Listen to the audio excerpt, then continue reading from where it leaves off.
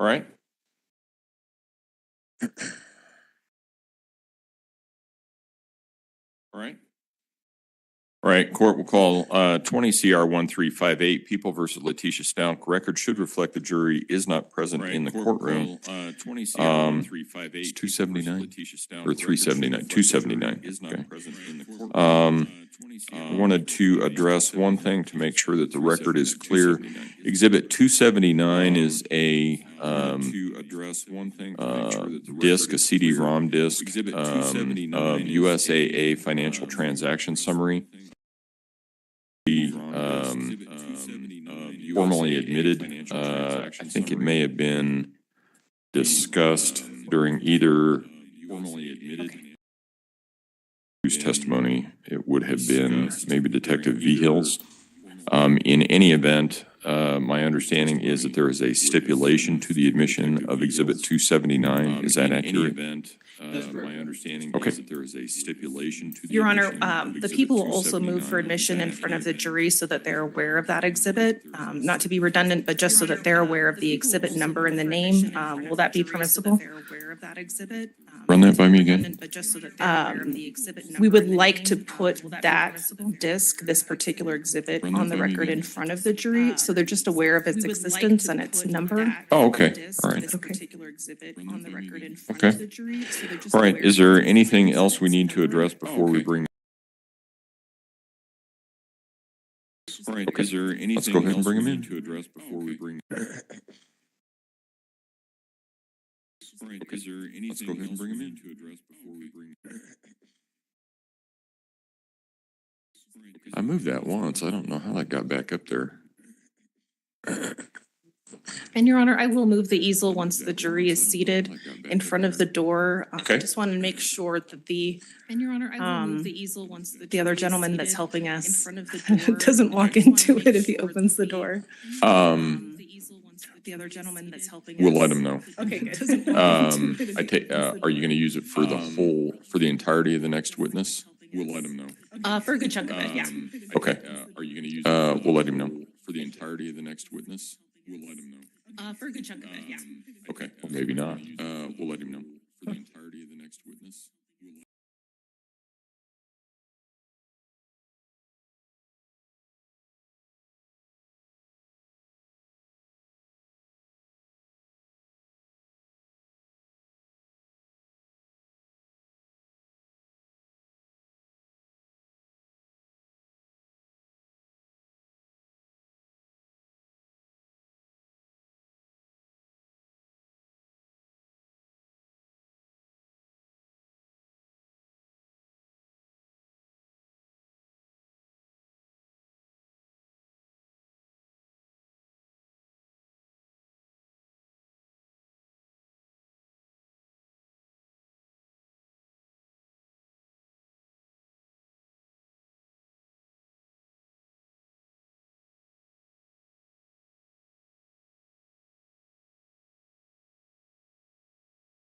Yesterday, we had concluded the testimony of one witness. Prosecution, call your next witness, please. John Sarkeesian, Your Honor. We had concluded the testimony of one witness. Prosecution, call your next witness, please. John Sarkeesian, Your Honor. We had concluded the testimony of one witness. And if you would raise your right hand, sir. Do you swear affirm the testimony about to give in this matter will be the truth, the whole truth, and nothing but the truth? I do. Go ahead and have a seat in the witness stand. Do you swear affirm the testimony about to give in this matter will be the truth?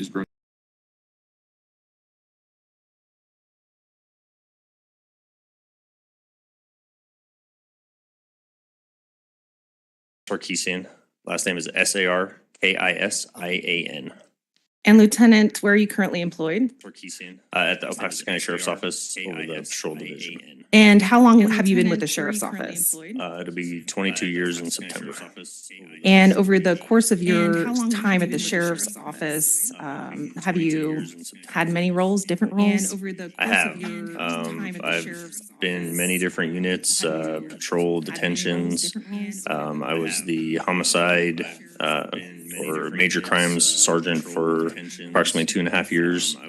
Been in Metro Vice Narcotics. Been over the SWAT team. So I've been in many areas of the office. Worn different hats. Yes. In January and February of 2020, what was your specific assignment? So I was assigned to the Worn Special different Operations hats. Division, In which is January and over our February SWAT of team, 2020, what was your as specific the assignment? SWAT commander. And I also had our traffic unit and some other smaller units. And as it relates to the special operations section, as it relates specifically to the investigation of the disappearance of Gannon Stauch at that time in February and January of 2020, what was your specific role? So I was assigned as basically the incident commander for the search efforts. I was called to a meeting and basically assigned in an incident command system. The way it's set up, we have operational chiefs and different positions to run different aspects of investigations. So I was assigned for the search efforts. And was that something that you had done previously in other cases? I mean, not to this degree, but definitely have been involved with incident command throughout my career in the different roles that I've played. So that was a big piece of the SWAT team in running SWAT calls. So we have to be able to, manage all those resources. So I think that's why they selected me for it. And can you explain to the jury a little bit more what incident command means? What is that? It's basically a And can you system explain to that the is jury a put little together bit so more everybody what knows what they're incident doing, command where they should be, how they should operate. So it's broke out into different branches, so to say, law enforcement, fire, financial. Obviously, when we're searching to the magnitude we did in this case, we have a lot of people. So food plays in, gas, different resources. So it's just it's a whole system put together. It looks like a tree that's broke out into everybody's role. So when you come in for the day, you know what you're doing. And you're overseeing that tree? Correct. Okay. And now you mentioned the scope of the resources. Is that something that you personally, while you work with the sheriff's office, have you ever seen something on this scale before? I haven't. And in terms of what was known to you and other members of law enforcement in January and February of 2020, had the location of Gannon Stauch been identified yet? It had not. You mentioned many resources. Can you give the jury an idea of which agencies came in to help and assist you? So the two major ones would have been search and rescue, and then the National Guard came in. The National Guard was able to provide a lot of volunteers, a lot of different people that were able to help out with the search. And then search and rescue was also the other big one. They pulled people from wherever they could from different search and rescue units to come in and help. We also had different agencies. I know you'll probably get into it, but when we moved up north, we had Douglas County that helped out. We had some volunteers that wanted to fly drones for us.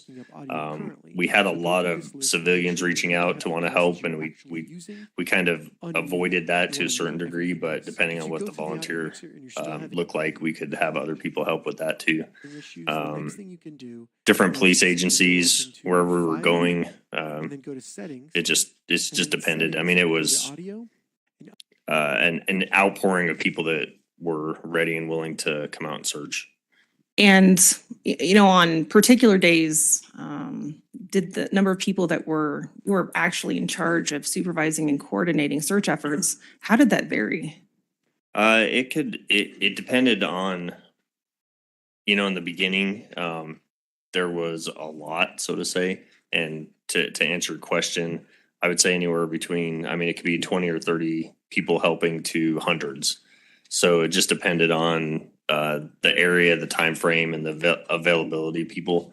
We were trying every day to get as many people as possible because it's just easier to cover the area we were searching. Now, in terms of your initial efforts in organizing the very massive search, end of January of 2020, where were the search efforts as you were supervising them? Where were they focused? What part of the city? So we started in that Lorson Ranch area, which was down south. We kind of started from the residence and moved north from there.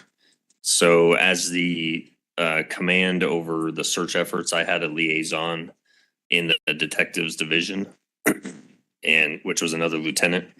So I didn't have a lot of case detail. He was just providing me areas to focus searching. So he would call and say, hey, we have this little bit, or we have this little piece of information. We need to, search in this specific area. And then we would identify zones in that area and then organize people and how we were going to move through those areas and cover that. So we started in the Lorson Ranch area. We moved north of there up towards Bradley Road and some of that area through there. Then we also moved across over by Fountain Creek for a little bit. We ended up going up to Perry Park.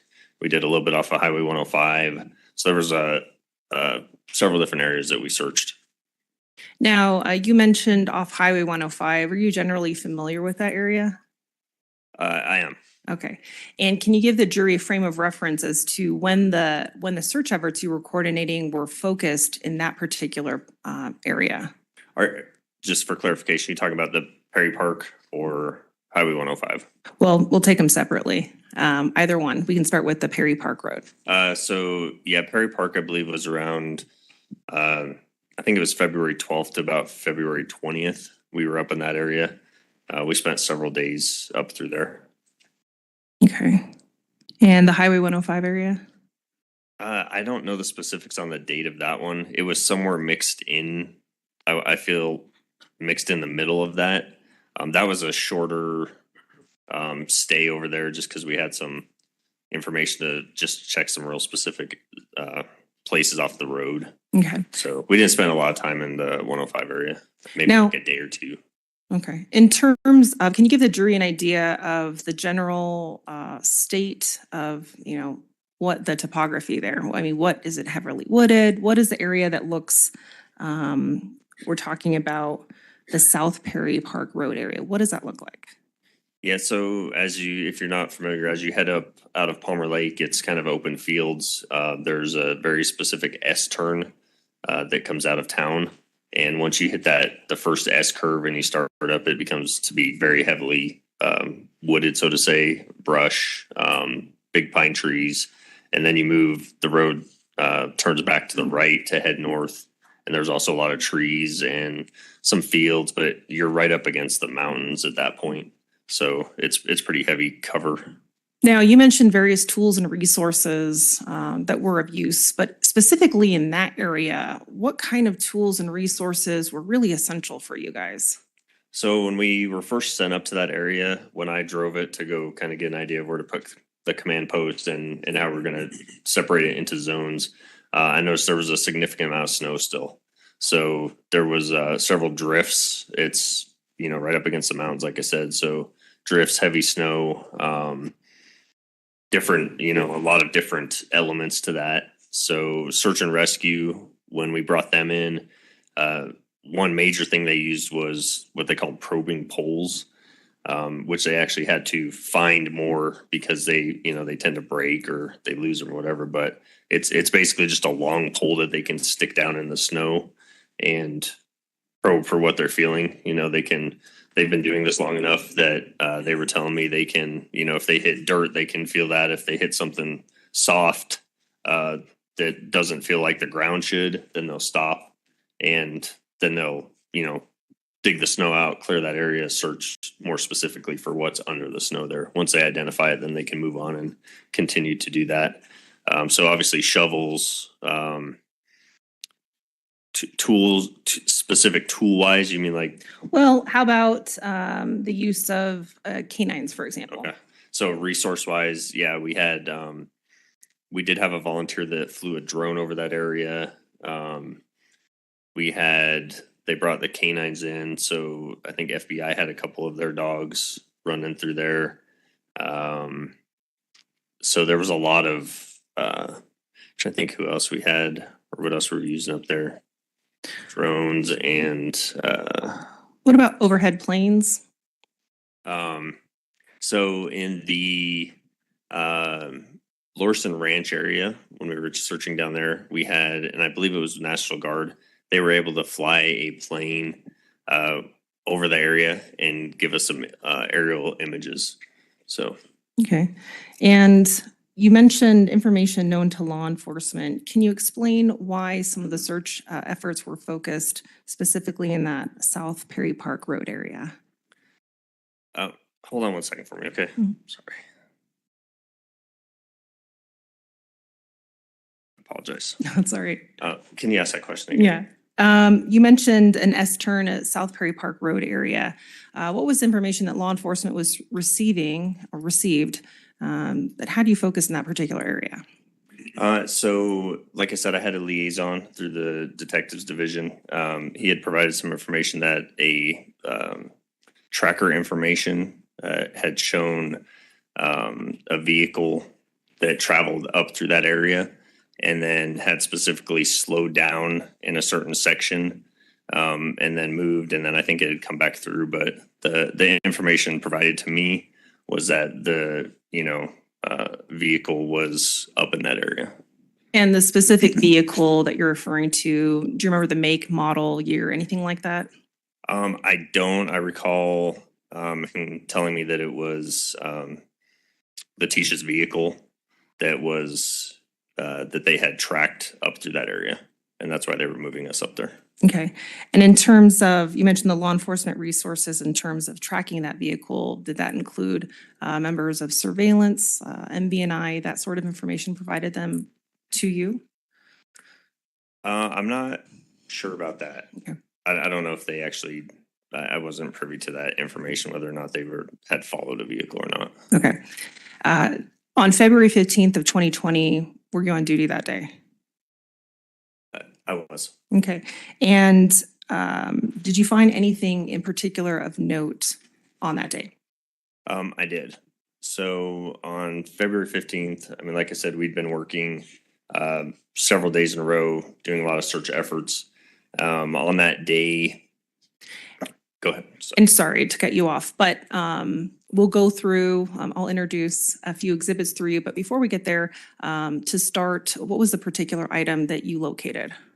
So I located a piece of particle board that was approximately 2 feet by 2.5 feet and 1/2 inch thick that was off the side of the road. Okay. Your Honor, permission to approach the witness?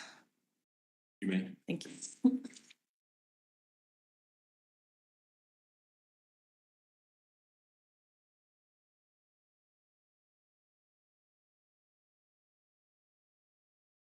Lieutenant, I'm showing you what's been marked as People's Exhibit 326 for the record. Do you recognize it? I do. How do you recognize it? That is the upper turn of the S turn of the search area. Okay. And you mentioned that you found a board. Correct. There's a label that appears on this map. Does that label mean anything to you? Yeah, that would be accurate to the location where I found it. And is People's Exhibit 326 a fair and accurate representation of that area and where you located that board? It is. Your Honor, permission to admit People's 326 for the record. Exhibit 326 will be admitted.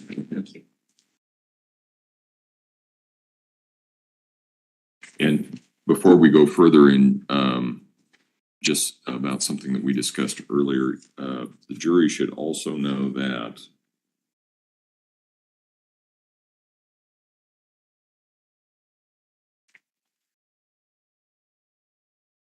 Exhibit 279 is also admitted by stipulation. It is a CD disc, I assume is on the table there. It's a CD disc of USAA financial transactions. And so that's also evidence that you may consider during this case. Ms. Gratiano? Thank you, Your Honor. Lieutenant Sarkisian, can you point out for the jury the particular area? I know that the label is clear, but if you wouldn't mind standing up and just going through the area and pointing out a few things on the map for me. Okay. So you mentioned an S-turn. Can you explain to the jury in part, kind of what you mean by that? So if this map continued, the road curves back this way. So as you come up here, this would be the upper turn, and then it's heading north out of town that way. Okay. And you mentioned coordinating search efforts. Can you give the jury a frame of reference on People's Exhibit 326 where you were coordinating all those efforts from, if we can see it on that map. So we basically made this into zones. This is kind of where the street area would start. This was also a heavy snow cover because of the side of the road. So we made this into zones, basically, or I made it into zones that came up through here, across up the road, and then up into about this area up here. So this was pretty much our zone. That map is a pretty good representation of our zoned out areas. Okay. And as you're coordinating search efforts, are you doing that in some sort of methodical way so you Absolutely. Understand where efforts are being done and over time? Can you explain that to the jury as well? Yeah, absolutely. So if you can picture this as being at zone A, we'll say, we had search and rescue, National Guard, whoever was helping us, basically start on one end of the zone. They had to use the poles a lot because of the snow, and they basically just moved as a group up here, within feet of each other, and just searching that whole area as they moved. And once they would complete a zone, if they got up to this road and that was the end of the zone, then they would report that back through the chain, which would come to me that, we've completed this zone. Okay. And we talked about February 15th of 2020 when you found the board. Can you give the jury a walkthrough of generally the snow levels in that area? It's Colorado, but what were the snow levels around there on that day? On that day, so we had a variation up there. Some days it would be snowing, some days it would be sunny. So we had some melt off and we had some snow. It was generally a mix of some thawed out areas, some a little bit thicker areas, some dirt. So it was kind of just all over as far as snow cover, sporadic. All right. And so when the sun comes out in Colorado, what happens to the snow? Absolutely. It was melting in certain areas. Okay. So fair to say a day or two before, would the snow levels in that area have been different? Absolutely. Yeah. We had a couple of heavy snow days where it actually came in and we were trying to beat the snow to cover some of the zones. And then snow, we'd have to, tailor that to the search. So, okay, great. Because the coldness played into then we had a bunch of people out in the cold. So, right. And you can take a seat now. Thank you, sir. Your Honor, permission to approach the witness? You may.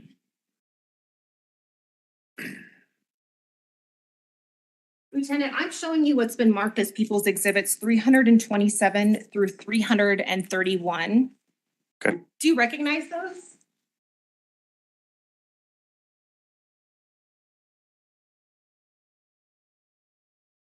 I do.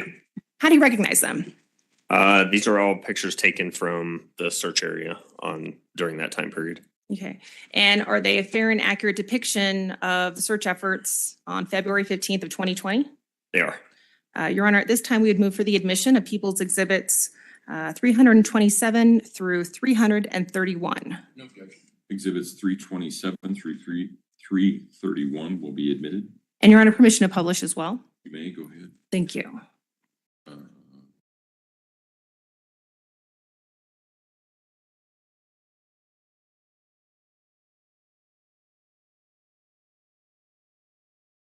Lieutenant, you mentioned the snow. So I'll ask you to walk the jury through what we see projected behind you, People's Exhibit 327.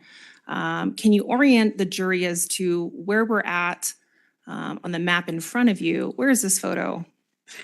So as this photo is taken, it's taken from here on this map. So it's actually pointing up at the S curve as you come around it. And there's also a pointer. It's an old school pointer that may be on the witness stand. You'll have to extend it. If you'd like to use that, okay, you can. There are a number of cars that we see on the road there. Are those some of the people that are helping out the search effort? Correct. Search and rescue and or National Guard. Okay.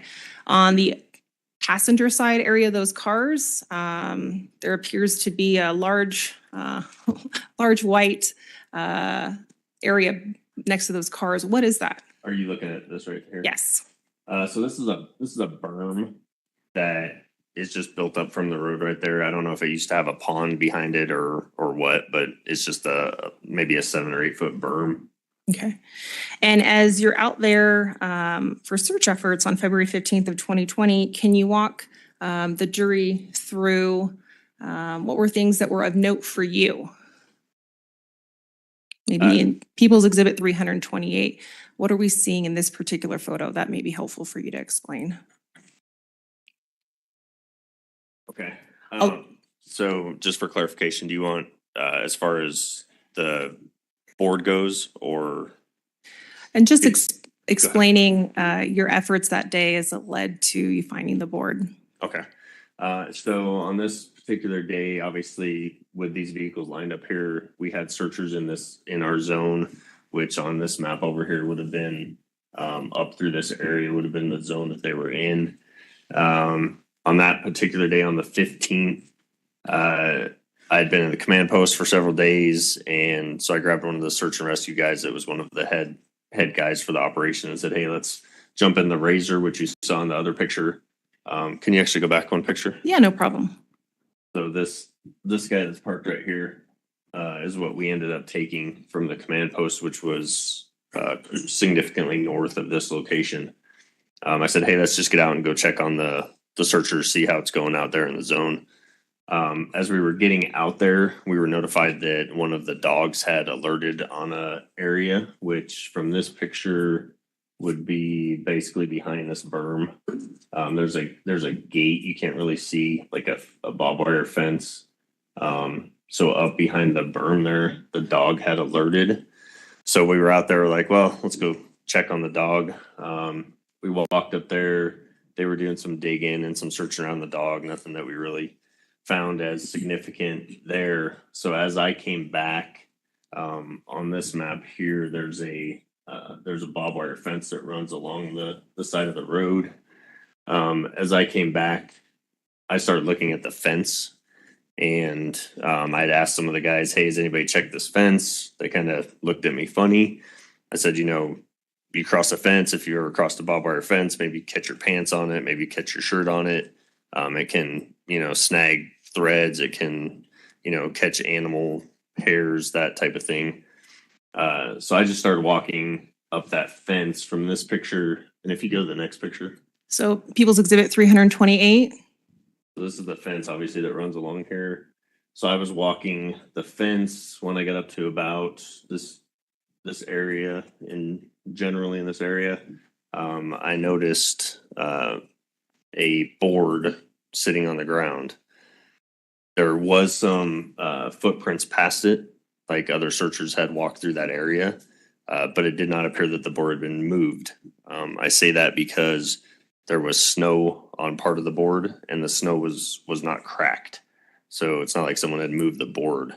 And when I saw the board I could see right off had some type of stain or something on it. As I moved closer to look at it, I used a glove I actually had to move it because I didn't know what it was at that point. And I'll stop you there, sir. Sorry. We're going to walk through. That's fine. But I want to show the jury People's Exhibit 329 so that you can use these to explain. So as you approach that area, what are we seeing as People's Exhibit 329? So this is the barbed wire fence is in the background here. You can see the post.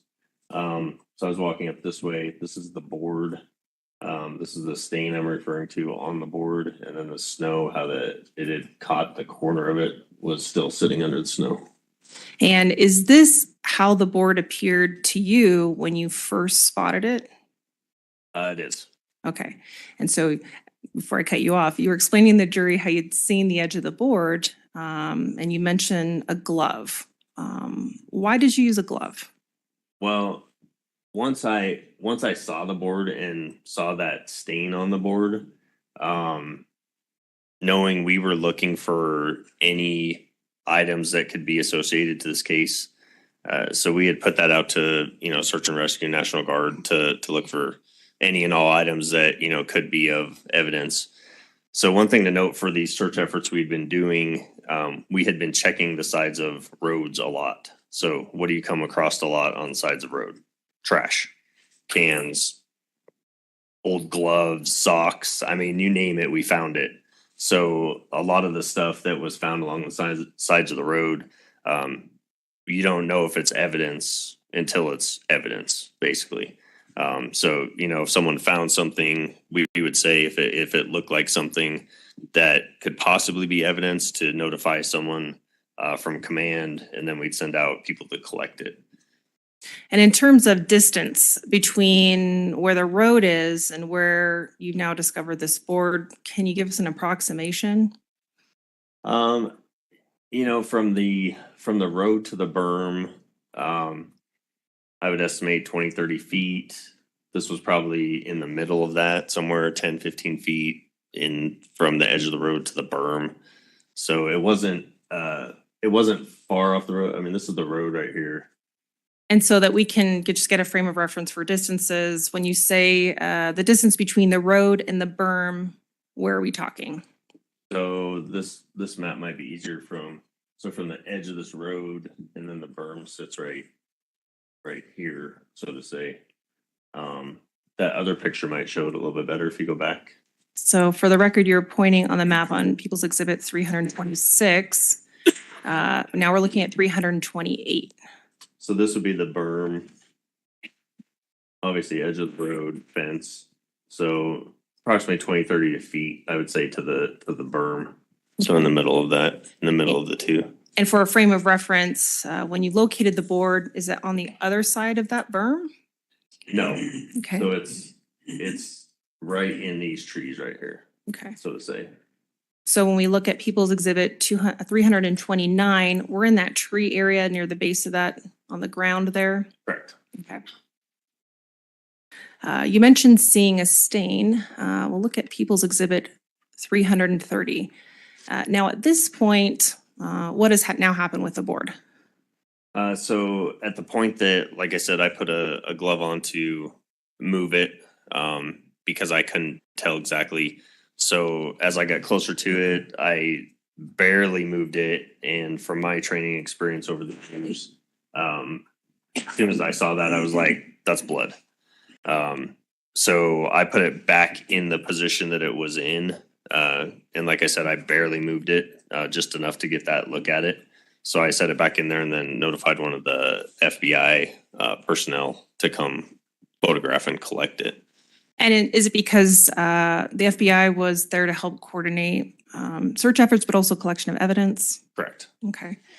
And in terms of collection of that particular piece of evidence, who specifically, the FBI then took it into evidence? They did. Okay.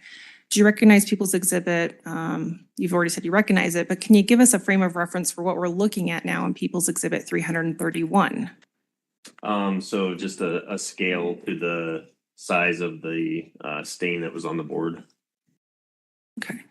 Now, when you were there present that day, did you see any other pieces of particle board or wood aside from this? I did not. Okay. And what we're seeing in People's Exhibit 331, can you describe the top right corner area of that board? Yeah, so I mean, this is how the board was when it was collected. So that broken edge, that's how it was. Okay.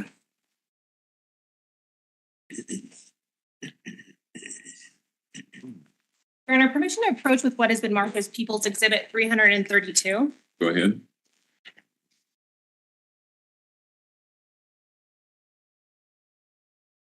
Sir, I'm showing you what's been marked as People's Exhibit 332.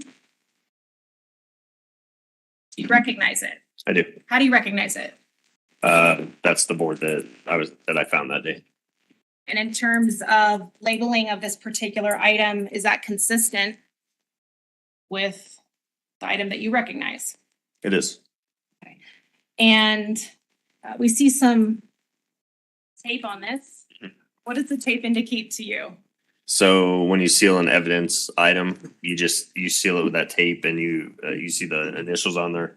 That's so anyone knows if that if it's been broken. If the tape's been tampered with or broken, the signature across it will be not in place. And is this in the same or substantially same condition as when you last viewed it and it was collected on February 15th of 2020?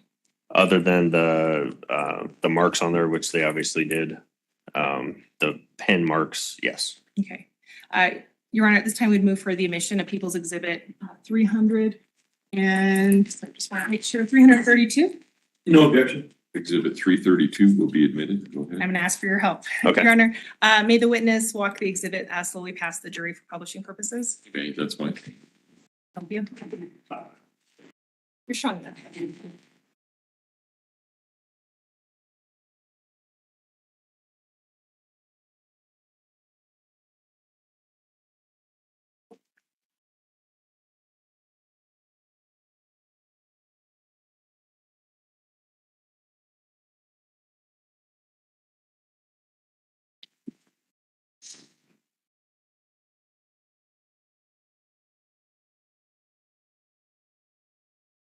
Lieutenant, after February 15th of 2020, how would you describe the nature of your role as the investigation moved forward in this case?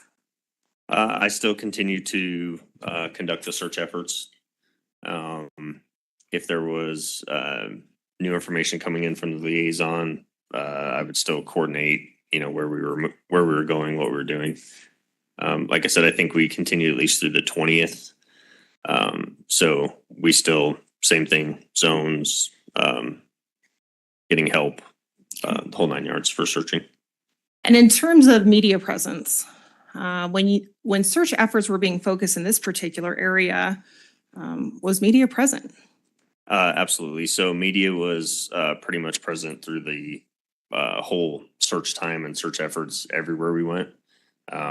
It was obvious that we were in the area just from the amount of people, sheriff's office, police cars, canine, search and rescue. So media caught on fairly quickly. We also had our PIO was coordinating efforts to keep them either in an area or informed of what was going on. So we didn't, when it comes to media, we, other than coming into an active crime scene, we can't keep them out. So as long as they can legally be somewhere, they can set up anywhere. So they would set up outside of our command post on Perry Park Road. They would set up out there and film the command post. They would go down and film searchers searching through the snow or whatever. So there was a lot of media coverage of it. And just for the jury, various acronyms, but what does PIO mean? Our public information officer. Sorry. Okay. Sheriff's office personnel assigned to inform the media of specific cases. Okay. Was it a secret that law enforcement and various resources and personnel were in that area at any time? Absolutely not. Okay. And the media coverage in this particular area, they were there. Was that being broadcast on the news to the public? Yes. Okay. You mentioned also Highway 105, that some search efforts there were also done. Was the media present to document that as well? Yeah, I think I can recall pretty much every day we were searching, media was somewhere. I didn't pay a lot of attention to because I was in the command post, but people would call back in, media on scene, or media's in this area. Do you want them to go somewhere? That was pretty common for most of the search days. Yeah.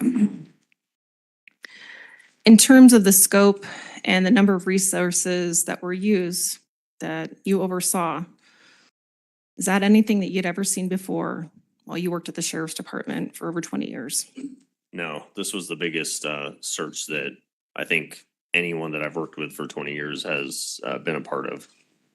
Thank you. Your Honor, we'll pass the witness. Cross-examination. No question, Chuck.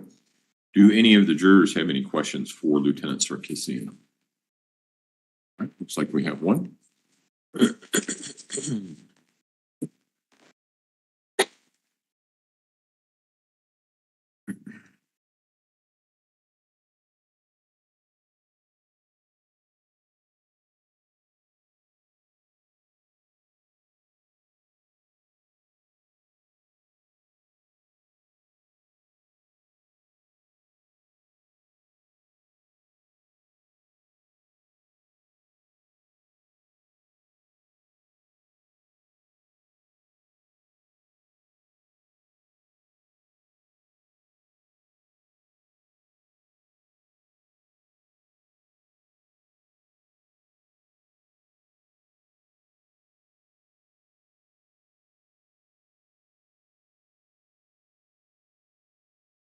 Lieutenant Sarkisian, am I saying that right? That's closer. What would be right? Sarkisian. Sarkisian, okay, I'm sorry. Lieutenant Sarkisian, was the board on the west side of the barbed wire fence? Yes, it was. And was there an opening in the fence? So, can we go back to pictures?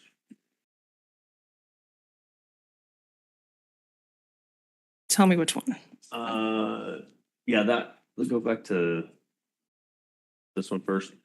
So along here, no, this was a barbed wire fence all the way up, and then if you go to the further out picture,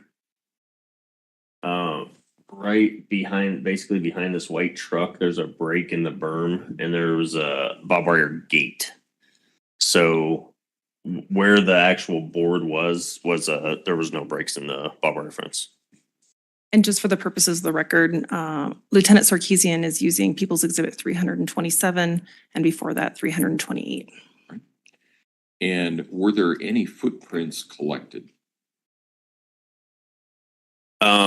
That I don't know as far as, well, let me rephrase that. The footprints in the area were from us searching extensively. So any of those footprints in the snow were from searchers, so to say, if that makes sense. We had, like I said, we had anywhere from 30 to hundreds of people walking through there, going through there. I do not believe that FBI collected any footprints from that area. All right. I will allow reasonable follow-up as to those questions only. Prosecution? You mentioned footprints. To be clear, had search efforts, volunteers, other personnel, had they been through that area by the time you saw that board? They had been. And not only that, I'll add, it had also snowed off and on, like I said, through that whole operational period. So there was new snow on the ground, there was old snow. Obviously, as we walked in the snow, everyone was creating footprints. So. And in terms of looking for specific items or items of interest, was that information or directive relayed to the people that were helping out in the search? It was, some specific items were relayed, but in general, like I said earlier, it was any item that, you know, would spark your interest, call someone to come take a look at a little bit closer. And to be clear, when you approached that particular board, was it clear to you that it had been moved by the snow, or somebody had moved it in the snow? That someone had moved it in the snow? Somebody had moved it, what you observed as it relates to the snow on the board? No, it had not been moved. All right. Briefly. Go ahead. So there were actually multiple footprints around that board, correct? Not around the board, but kind of, if you can imagine, between the berm and where the board was, there's kind of like a pathway, an alleyway, so to say, that's just would be, you know, you're not walking through the trees. So if you were going to walk that area, you would just walk through that opening. There was footprints through that opening. Okay. And you didn't see who left those footprints? No idea. So you're just making the assumption that you believe that they were somebody from the search party? Well, search, that was the zone we were in. So there were multiple searchers, the canines, they were all in that area, moving through up and down over the, you know, through the berm. I mean, all through that area. Yeah, but you don't know for certain that none of those footprints were left by the person who left the board? I don't. Okay, no further questions. Right. All right. Thank you, Lieutenant. You may step down. Watch your step as you step off of the stand. Prosecution, call your next witness, please. Call Kevin Clark, Your Honor. All right.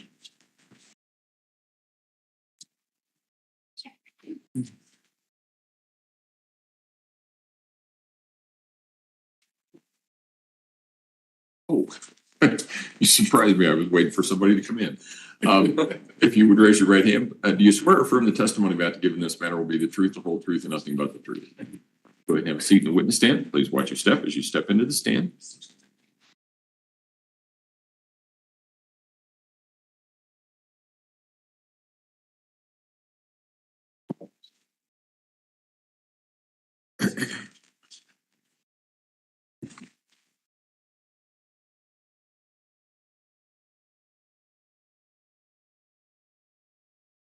Who's doing, Kevin?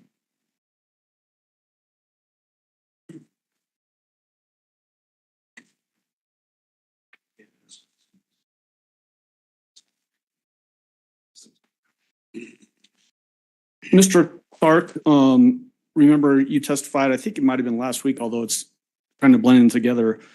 Still under oath, you understand that? Yes, sir. Okay. And you've already been introduced to the jury, so I want to have you just jump into some specifics here. And we'll actually get into some of the stuff about the board in just a moment. But before we get into that, are you familiar with call detail records? I am, yes. What are call detail records?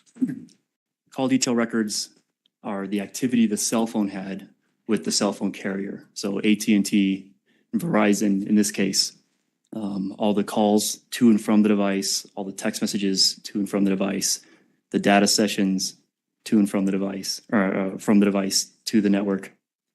All those have a date and a time that they occurred, and then phone number one contacting phone number two. And if it's an inbound or outbound, that'll determine if it's your target number or not. And then it has the cell phone tower and its location that service that activity for that phone to be able to make and receive calls, texts, data sessions. Is it common in investigations for search warrants to be issued to phone companies, like you mentioned, AT&T or Verizon, to obtain call detail records for specific types of phones? Every time. How are those records used in an investigation, in a general sense? It places or does not place a device in an area during a time period using the activity from the phone and the towers that service that activity. So basically for a phone, if it connects to a cell phone tower, does it somehow record, I should say, a location data for that particular contact event? Yes. I'm going to approach you with People's Exhibit 704 through 708. I've previously shown these to defense. Thank you.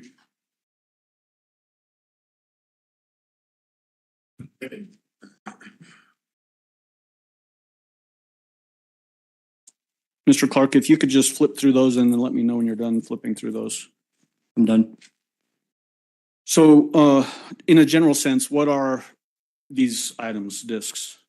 These are disks that contain the call detail records and the Life 360 GPS location data for the cell phones belonging to individuals in this investigation. Individuals that would be relevant towards this investigation? Correct. So for instance, none of these are for detectives or anything like that? No. If we talk about People's Exhibit 704, tell the jury what People's Exhibit 704 is. 704 is a disk containing the AT&T call detail records for the defendant's cell phone. We've heard testimony about two different phones associated with the defendant. One that was seized by law enforcement at the end of Detective Bethel's interview. So I'll call that her Colorado phone. Is that this particular disc? Yes, this is the Colorado phone. And then what is People's Exhibit 705? 705 is a disk containing the Life 360 GPS location data for the Colorado phone belonging to the defendant. And so Life 360, in a general sense, tell the jury what Life 360 is. Life 360 is an app, which is like a program that you can put on your phone, as well as other phones. It can be friends or family, so you can see where each other phones are in near real time.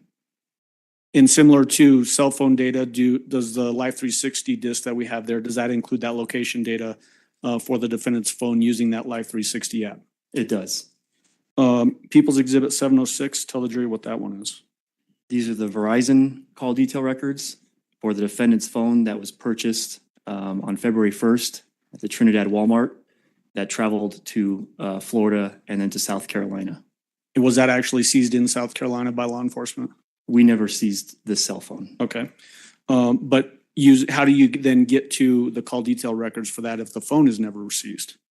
These are completely independent of actually needing the physical phone. This is all the activity from the cell phone towers. So you don't need to have a physical phone to get this data. So does that come directly from Verizon as opposed to the physical device? That's correct. People's Exhibit 707. These are the AT&T call detail records for Harley Hunt's cell phone. And then People's Exhibit 708. These are the AT&T call detail records for Gannon Stauch's cell phone.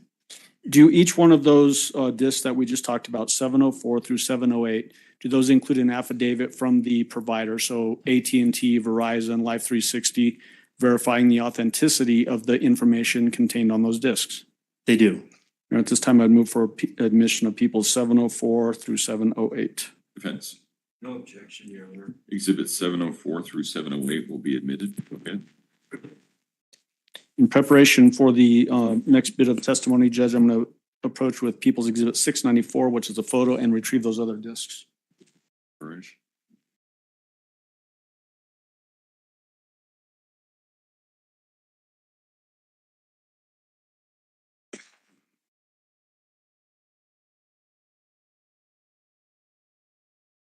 So, Mr. Clark, we just heard testimony from Lieutenant Sarkeesian regarding that board that was found up at the S-curve.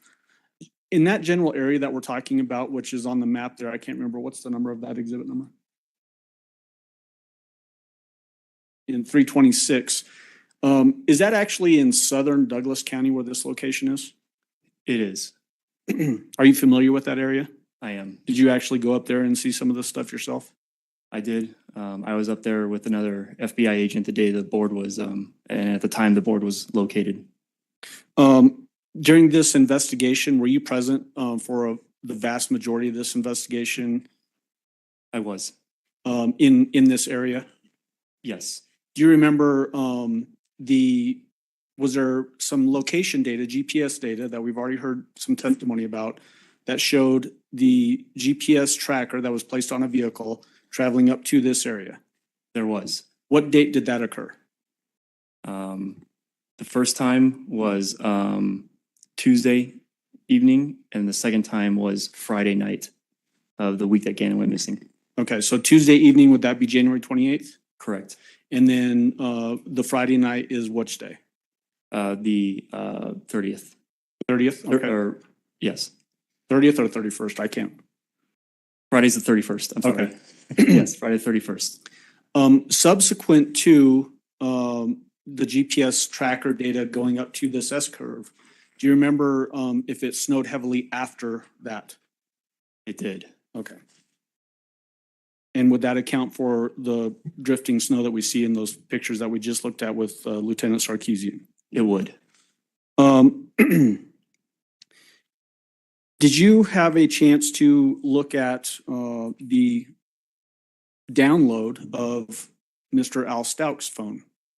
I did. Did that download include photographs that were taken using that phone? Yes. We previously admitted through Mr. Stauch, if we could pull up and republish People's Exhibit number 34. Oh, we just need the screen turned on, Judge. Oh. Thank you. So we've got People's Exhibit 34 up behind you. Are you familiar with this picture?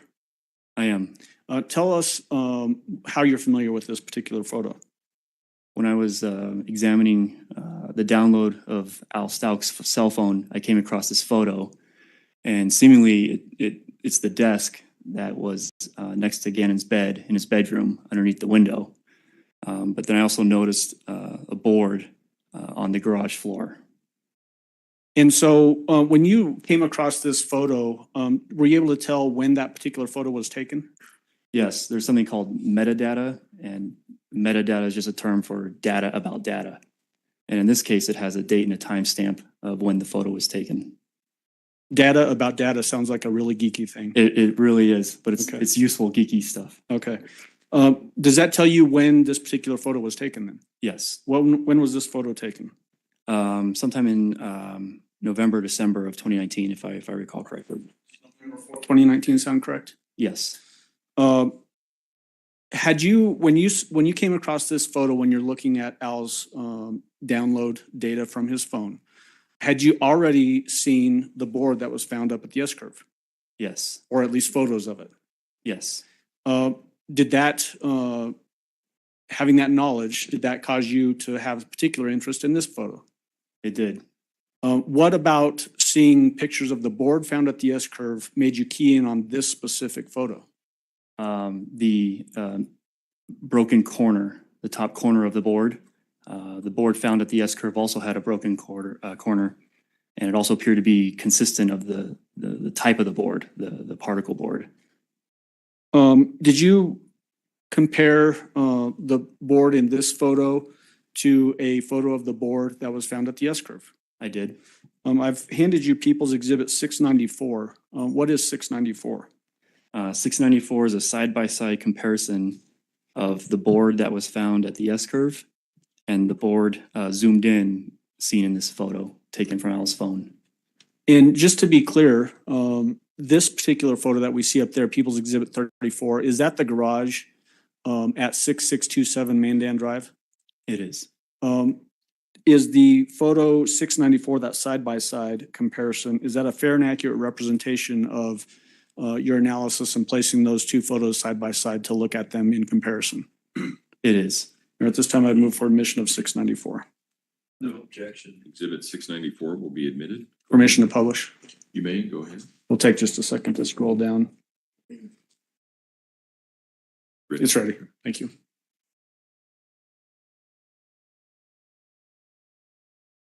Now we got no signal. Weird. Is there some data about data, why there's no signal, Mr. Clark? I'll dig into it, sir. Okay.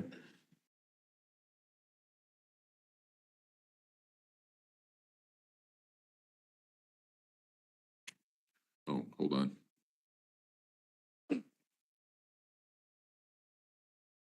There we go. There we go. All right. Crisis averted. Yep. If you could use the pointer that's up there to your right, it's already extended, it looks like. And make sure that the jurors can hear you in the far reaches of the jury box. Point out the similarities between the board from the S-curve. Is that on the left side of this photo? Correct. I took this photograph right here on the left side. This is the board from the S-curve. In the other photos that we saw of the S-curve, there was that reddish dark stain sort of in the middle that was sort of elongated. Is that on the flip side of this particular photo? It is. All right. So the picture taken inside the garage, is that on the right side of this particular comparison photo? It is. Point out for the jury the similarities between the two boards. One of the obvious ones is the broken, in this instance, top left corner of the board, located at the S-curve. And then the one in the photograph. The second one that might be more difficult to see is there's a penciled X on this board. You can see it here on the S-curve board. You can also see the bottom half of it right here in the garage board. And it's in the same location of the board. Additionally, there's some markings that go horizontal on the board in the photograph with the table saw on top, circular saw.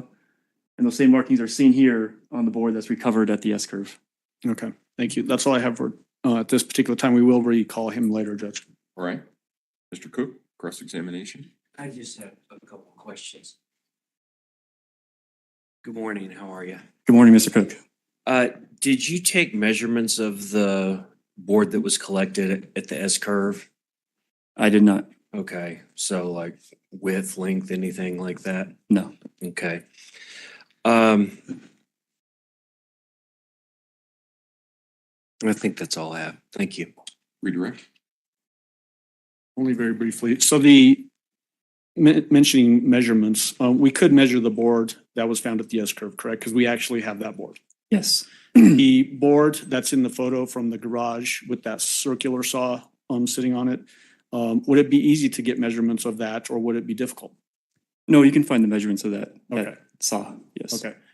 Based on your observations of those two boards, does it appear that they are similar in size? Yes. Thank you. Do any of the jurors have any questions for Mr. Clark on this subject? All right. Thank you, sir. You may step down. Prosecution, call your next witness, please. Commander Mitch Malhalko.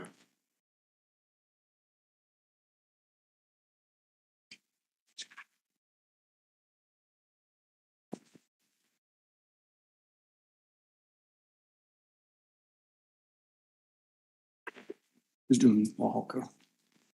Commander, if you would step forward and raise your right hand, please, sir. Do you swear affirm the testimony about to give in this matter will be the truth, the whole truth, and nothing but the truth? Go ahead and have a seat in the stand. Please watch your step as you step into the stand.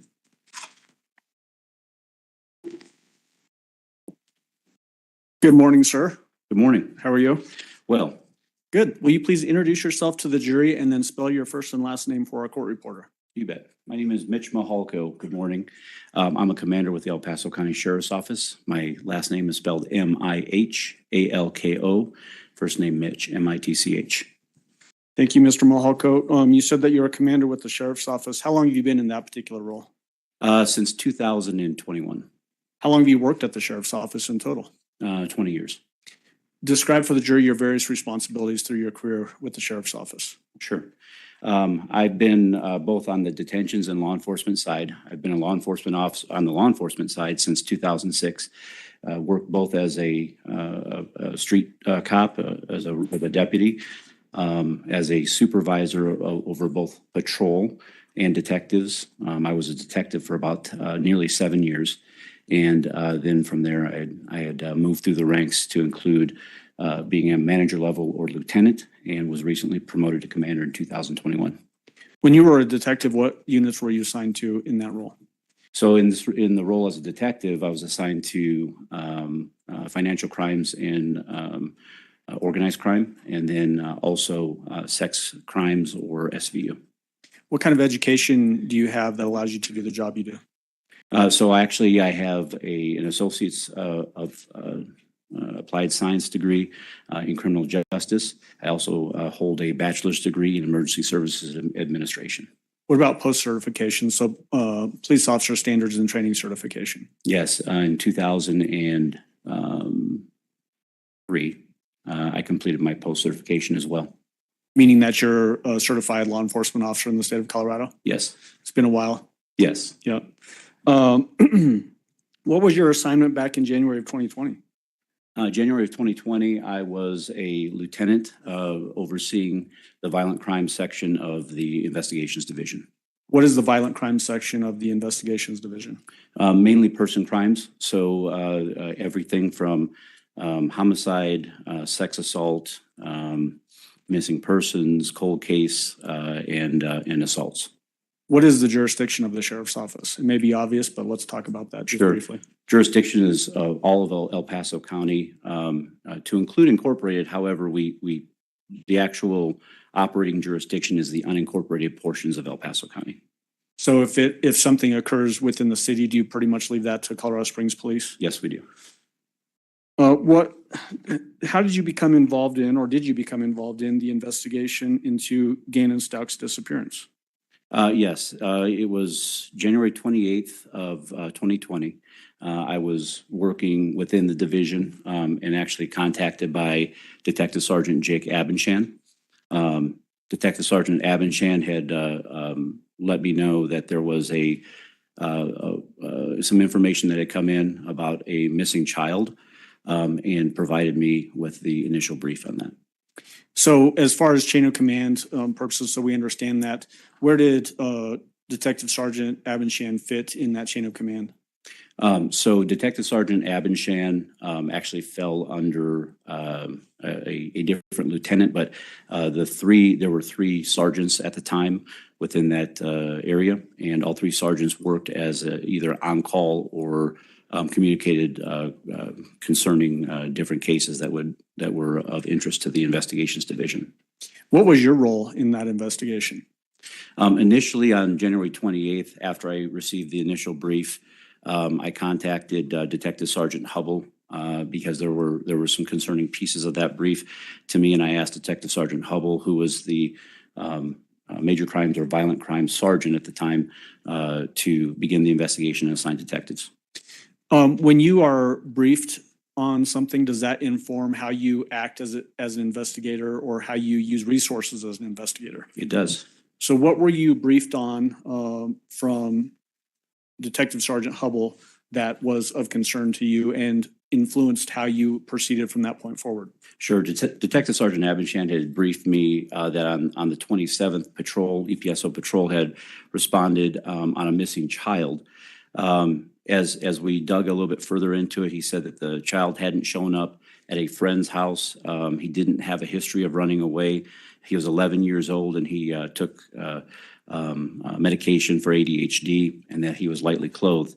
So a number of those points were concerning to me, especially the age of the child, as well as the fact that he was going from point A to point B and did not show up. I didn't understand why initially it was reported as a missing or as a runaway child. And so I asked Detective Sergeant Hubble to assign detectives to it. What was it about having a missing child was causing you some concern or confusion?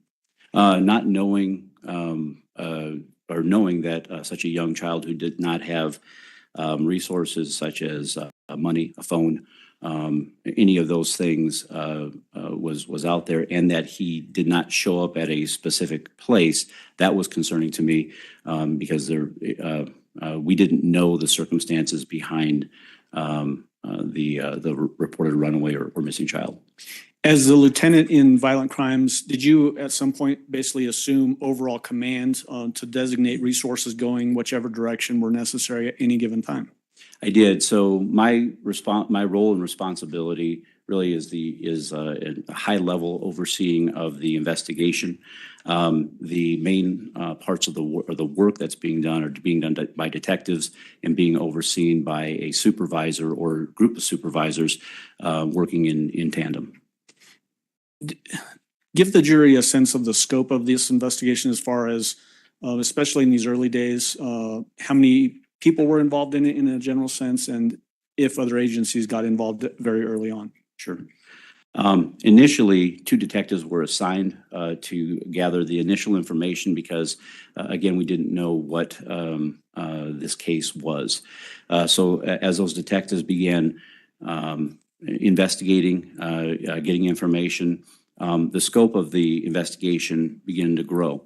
And really the resources that are placed towards an investigation can expand or contract based upon the information that we receive.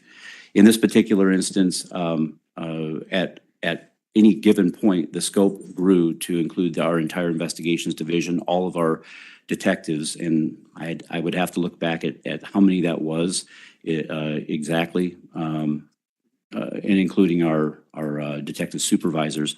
So the entire investigations division were pouring their resources to include crime analysts into the investigation. Early on, we began speaking with the Federal Bureau of Investigation and the supervisory agents at the FBI because, again, not knowing what we had, this investigation could have been anything from a missing person to an abduction to any number of things, or even a runaway. But within the first week, probably day 5 or so, we had been in contact with the FBI and requested resources from the FBI. Were there also even people from the DA's office that were involved in that investigation, from investigators and even attorneys? Absolutely.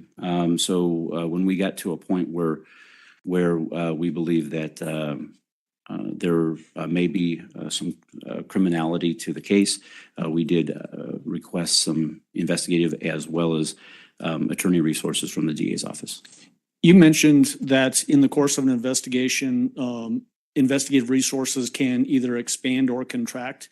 What determines whether that expansion of resource use expands or detracts, or retracts, I should say?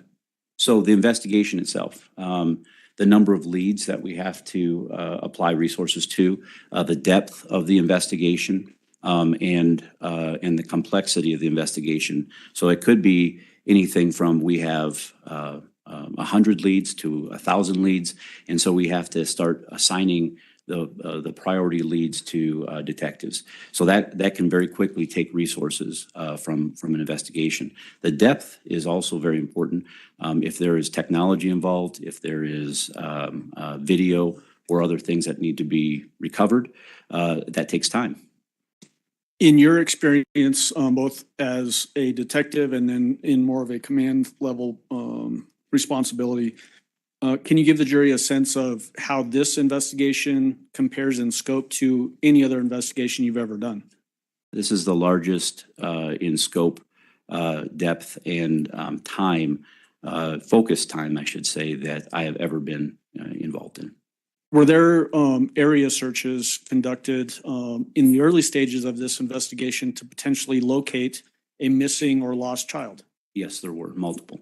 Can you tell the jury just some of those things? Yeah, so as we gathered information as to possible whereabouts of Gannon, we applied resources to that. Those resources actually were done in an instant command structure. So Lieutenant John Sarkeesian was asked to head the search efforts in conjunction with multiple resources from our office and around the community. Another lieutenant that was working with me at the time, Lieutenant David Manzanilla, was tasked with being the liaison between the investigative and the initial area searches are very, very important. I do know that there was an area search done around the area to include the new construction areas of that Lorson Ranch neighborhood. Was the focus in that area, looking in those fields and ponds and that kind of thing, was that largely determined based off of information that the defendant in this case was being giving to investigators? Some of it was generalized searches as well. As expansion of search areas grows, including we just heard from Lieutenant Sarkeesian about the S-curve up in northern El Paso, southern Douglas County. How were those areas developed and why were search efforts being given in those other areas? So that area in particular was a lead that was produced based upon technological information that was provided or that was developed to believe that the defendant was in that area. Okay. Initial stages of this investigation. So we've heard testimony already that the initial call comes in on January 27th, Monday evening, and then you get notified on January 28th. In those initial stages, was foul play necessarily even suspected? No, not at all. At this point, we just knew that there was a missing child. As the investigation advanced, did it become more focused on the defendant in this case? Over time, yes, it did. Okay. Were you able to observe, and we've already heard testimony from Detective Bethel about her interview that she conducted of the defendant on January 29th. Did you observe that in that interview? I observed a portion of the interview, yes. The person that was being interviewed in that interview, did you have contact with that person? I did have contact with the defendant. Tell the jury about your contact with the defendant. So during that interview, the defendant had made multiple statements that were not congruent with previous statements that she had made to deputies. That caused some concern. I do know that in that particular interview, detectives had been trying to get the defendant in for interview for nearly 24 hours or more, so we could gather some additional information. It was very difficult to get the defendant into to contact with our detectives. In this particular case, as the interview was coming to a close, the defendant had said that she was done with the interview, that she would come back at a later date or later time or a later date, and then she wanted to. First of all, ask you, do you see that same person here in the courtroom today? I do. It is the defendant. So be more specific, point and describe clothing. You bet. This is the defendant sitting between her two attorneys. She has dark hair, wearing white with a dark pattern. At this time, I'd ask that the record reflect she's identified the defendant. The record will so reflect. Go ahead. Thank you, Your Honor. So you mentioned having two different versions being described, one to patrol and then one to detectives. Were these two different versions almost diametrically opposed to each other? Meaning the first one is missing / runaway kid, and then the second one, as we saw in Detective Bethel, is a rape and an abduction. Absolutely, yes. Did that cause you some concern? Yes, because that is not a normal thing. To see that kind of a difference in accounts. Talk to us about, in your experience as a detective, a person that's been in law enforcement for quite a number of years. If you decide that you need to detain somebody or detain a piece of evidence pending a search warrant, what is in your mind to make those decisions, and why do you do it that way? Sure. With this phone in particular, as I had mentioned before, I knew that the defendant was extremely difficult to get in for interview. We did not really know where the defendant was and was unable to locate her easily.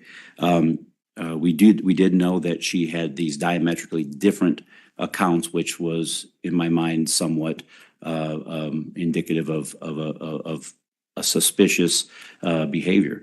We knew that she was in contact with Al Stauch on a cellular device, and we also knew that device was within her current possession. I knew that if she had left with that cell phone at that point in time, it was highly likely that she had the opportunity to destroy any information on there, delete, maybe even get rid of the entire device completely. And I took the opportunity and I said, well, I took a look at that and I said, this was an exigent circumstance. So at that point, the phone was seized. Okay. So in your experience as both a detective and in your command level experience that you've got now, have you found over time that it's sometimes common to find evidence of crimes on people's cell phones? Yes, cell phones are often used both to track information, to track locations, to search for information as well. Do you find that in today's day and age that people take their cell phones almost everywhere they go? Yes. Were those things playing into your mind as to why this particular cell phone might be important to seize? That exigency, potentially getting rid of the phone, and the fact that it's likely that there might be something helpful towards the investigation on this device? Absolutely, yes. Your Honor, may I approach with People's Exhibit 223? You may.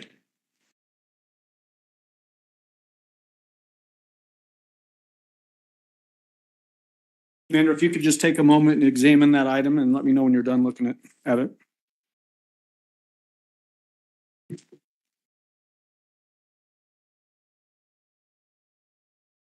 Yes, sir. Do you recognize that item? I do. What do you recognize it as? This is a cellular telephone. It appears to be an iPhone with a white face, a teal case, and it appears that this is the same device that I had seized from the defendant. And what about the evidence sticker? Does any of that tell you that information as well? The evidence sticker is showing for this case 2020-00001382, item number 26, barcode 1153747. This was submitted by Detective Williams, and it does show iPhone with teal and black case. Does this appear to be the same cell phone that you seized from the defendant on that January 29th date? It does. Does it appear to be in the same or substantially the same condition today as the day that you seized it? It does. There's also just above the phone in that plastic display a little card. Tell us what that is. Oh, I see what you're saying. So yes, it appears to be a SIM card, and my assumption is that is a SIM card from the cellular device. Is it very common to have a SIM card that actually plugs into each cell phone to allow it to operate? Yes. At this time, I'd move for admission of People's 223. No objection. Exhibit 223 will be admitted. Go ahead. When a cell phone is seized like that, what happens to it from an investigative standpoint? The cell phone at that point is either powered down or placed in a Faraday bag, so it cannot be tampered with remotely. And then subsequently, in this particular instance, since there was not a search warrant to seize and search the phone, detectives would have applied for a warrant based upon probable cause to search the cellular device. I'm looking for digital evidence. So let's back up and just unpack that a little bit. You mentioned a Faraday bag.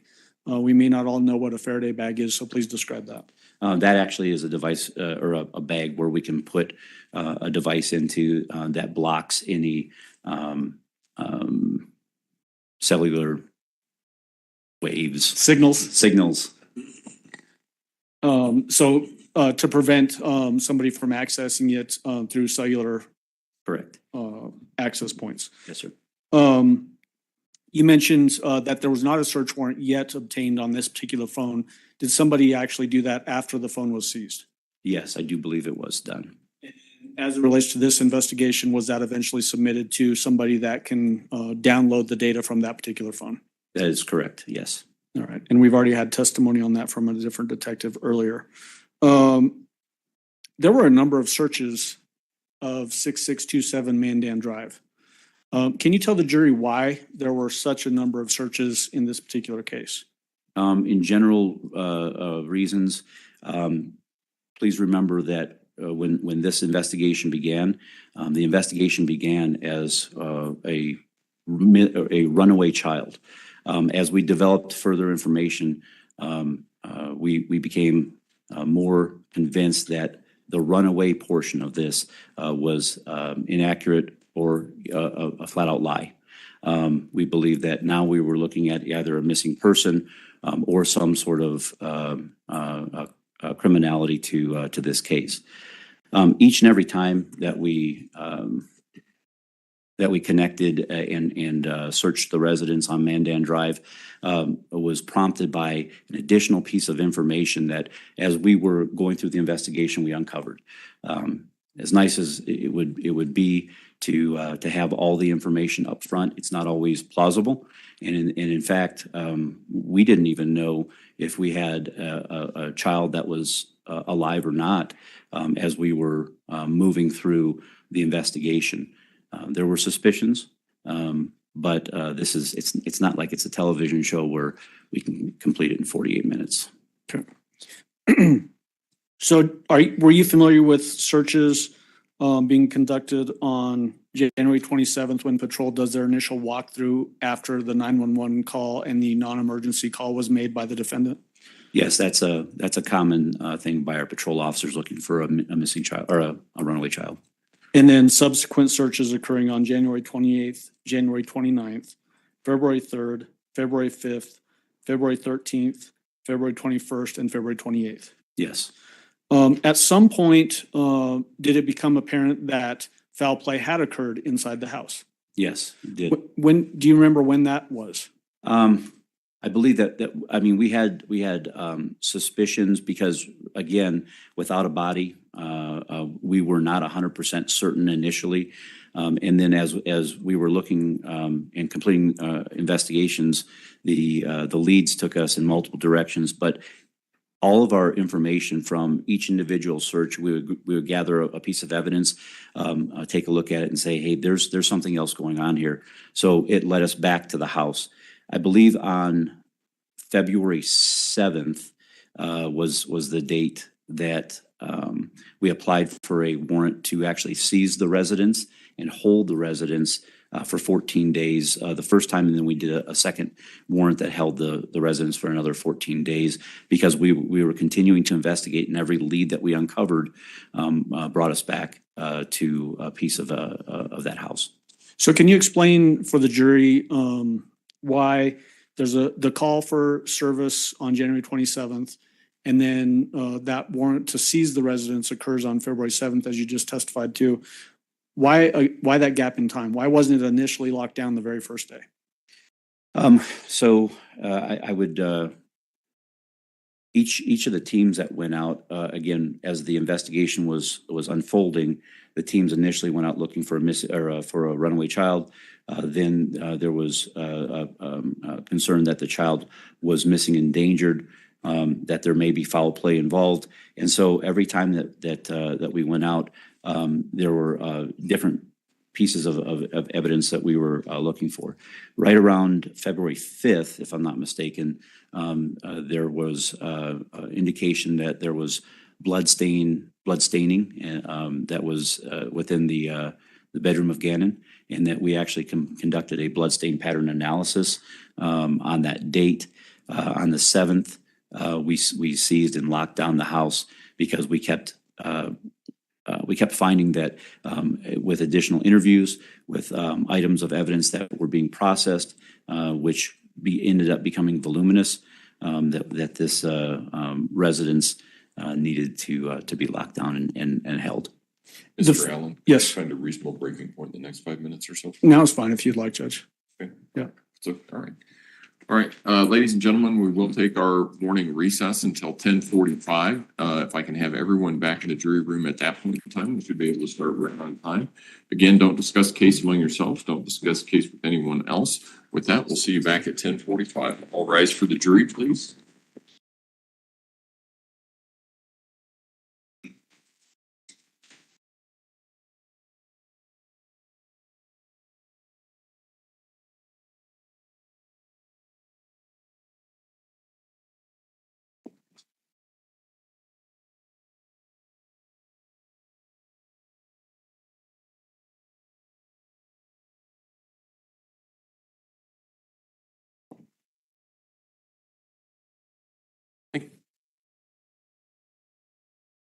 Thank you. You may all be seated. Record should reflect the jury has left the courtroom. Commander, if you want to step down, you can go ahead and do so. Court will be in recess until 10:45. All rise.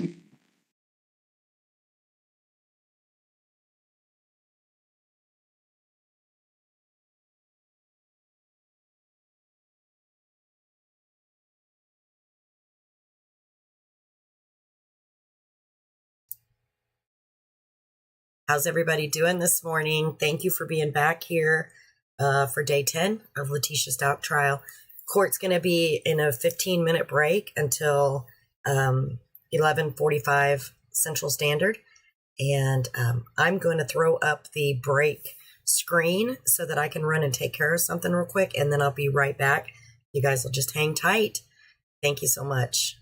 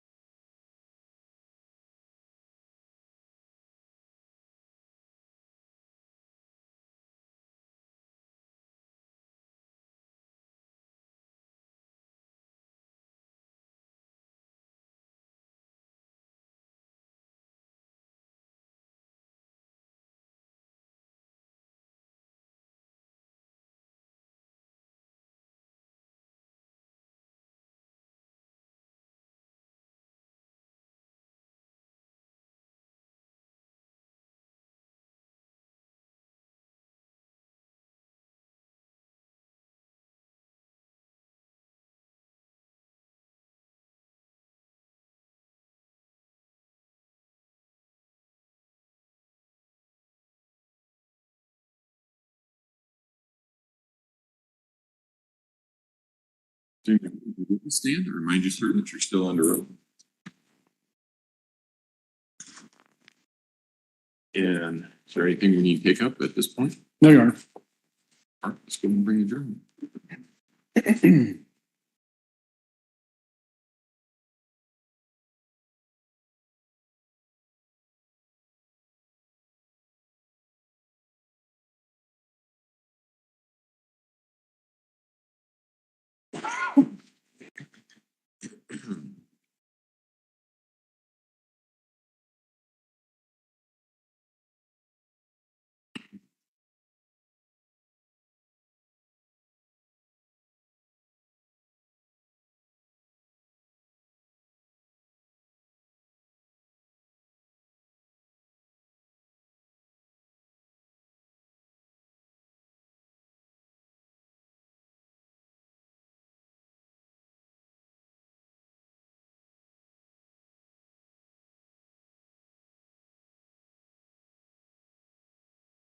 All rise for the jury, please.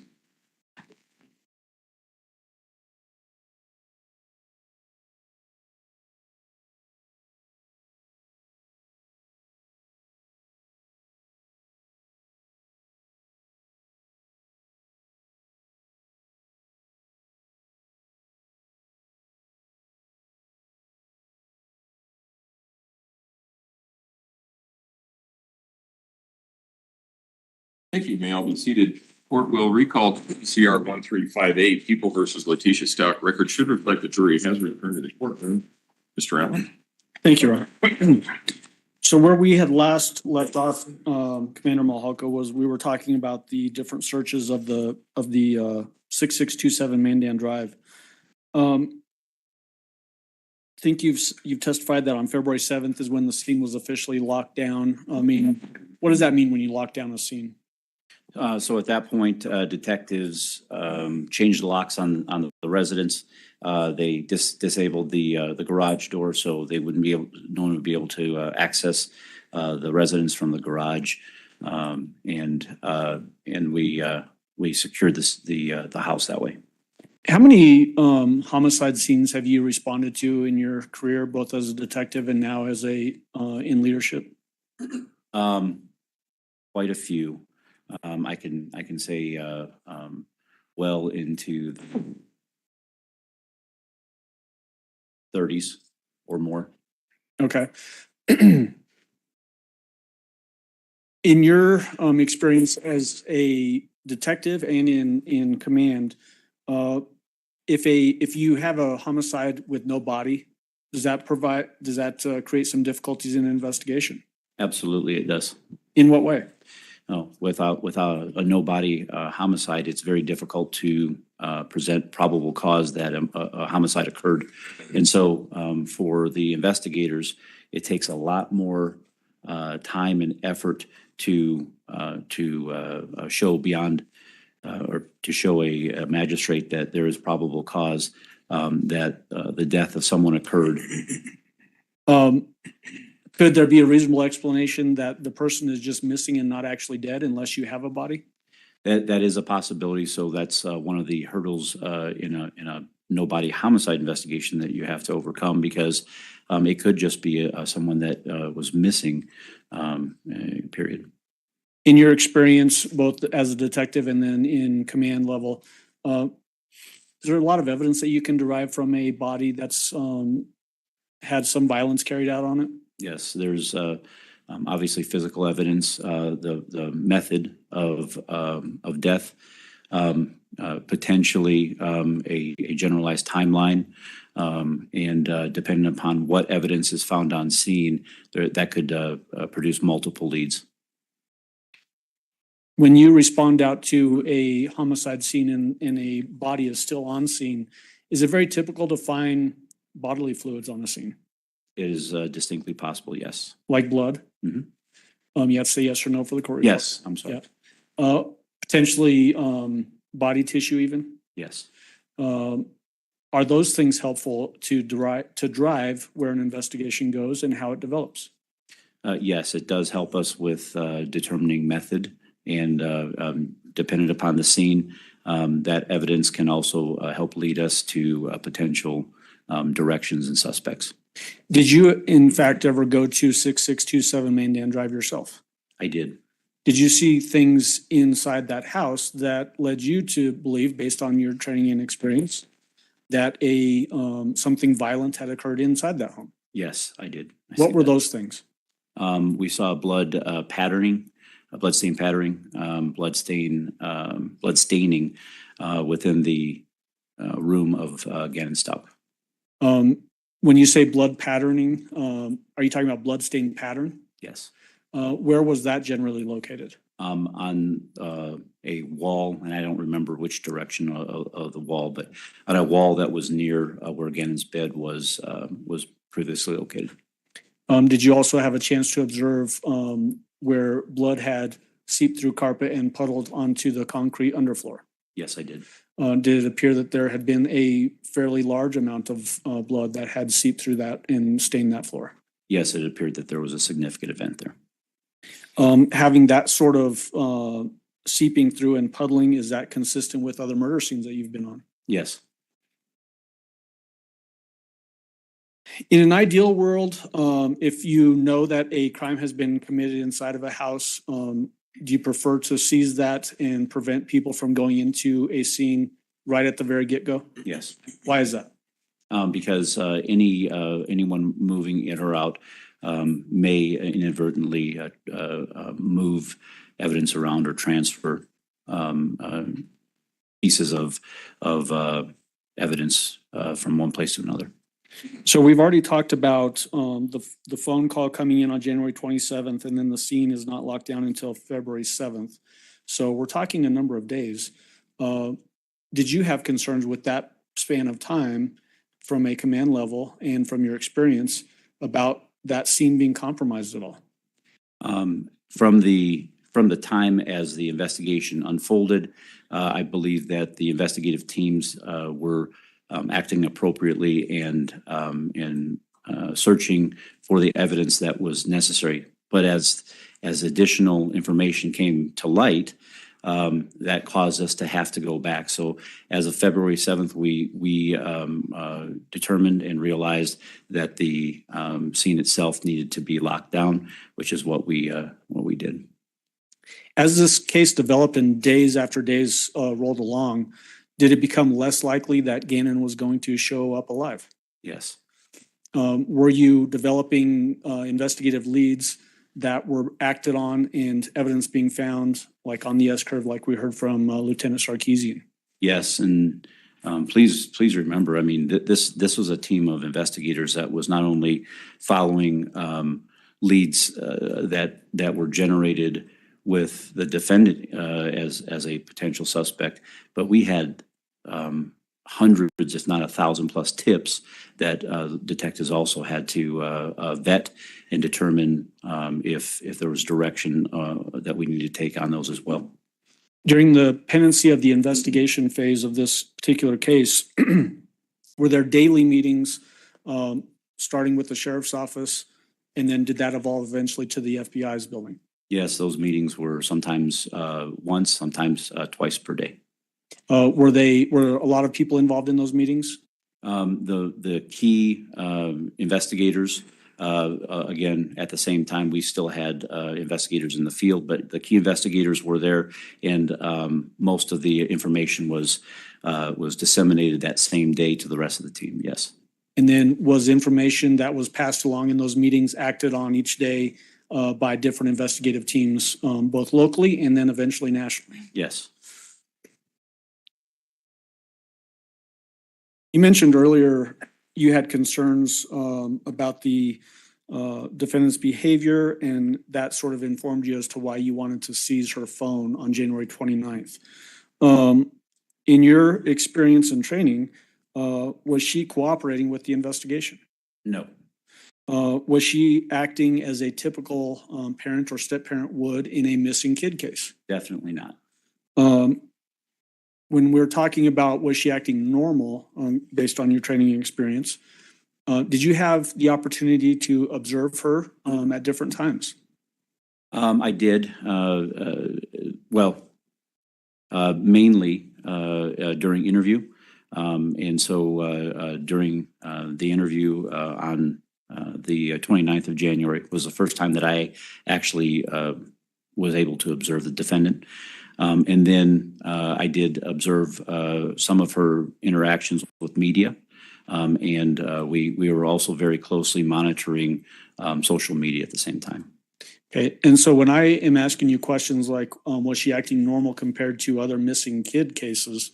Was she acting in a way that caused you any concern during the times that you could observe her, that she was not sane? That she was not sane? Right, No. that she was insane. No. Did it ever get anywhere close to that in the observation periods that you had of her? No, what it appeared to me was, as the information developed, it appeared to me that the defendant was very cognizant of what was occurring and took specific steps, almost being methodical in misdirecting and redirecting investigative efforts. Did those efforts in fact cause the investigation to be manipulated, especially early on, away from the crime scene? Absolutely, yes. Yeah, just a moment, Your Honor. Fine, thank you. Thank you. Cross-examination, Thank you. Mr. Pope. Commander, good morning. Good morning. My name is Will Cook, and I'm sure you can tell by now I represent Ms. Stauch. So this was originally a missing child, and or originally was a possible runaway, but then became a missing child. What day or what time was that where this switch took place from runaway to a missing child? I couldn't give you the exact date and time. It would be within the first couple of days officially. It went from a runaway to a missing endangered. And did you make that determination to? I did. Okay. Now, we watched several hours of Detective Bethel and the other detective interviewing Ms. Stauch and saw the incident where the phone is seized by you, and we saw that on video. When you say she held it out, did you ask for the phone or did you just grab it from her? I believe that I had asked her if that was her phone and if I could see it. She held it out slightly. I took control of it, and at that point, she clasped her hand around it, and I did physically take it from her. Okay. Yes. And this was on January 29th, 2020? Yes. Okay. Sometime in the afternoon? Yes. Okay. And this was at the, just right across the street from the courthouse? Yes, sir. The command, what is that building referred to? It's The called the headquarters? Office of the Sheriff, or commonly known as OTS. It's at 27 East Vermejo Avenue. Okay. And during the interview, you had been watching some of this interview going on in a different room? Yes, that's correct. Okay. And you had been doing some other things as well while the interview was going on? Yes. It looked like at one point, you said in your report that you had been talking to Sergeant Rocky Hubble and doing some other things and would come back and look in and see what was going on. Would that That's be correct. a fair statement? Okay. Generally, from a lieutenant level, that is something that, as I'm being briefed either by detectives or sergeants, I would be multitasking during an interview like that. Okay.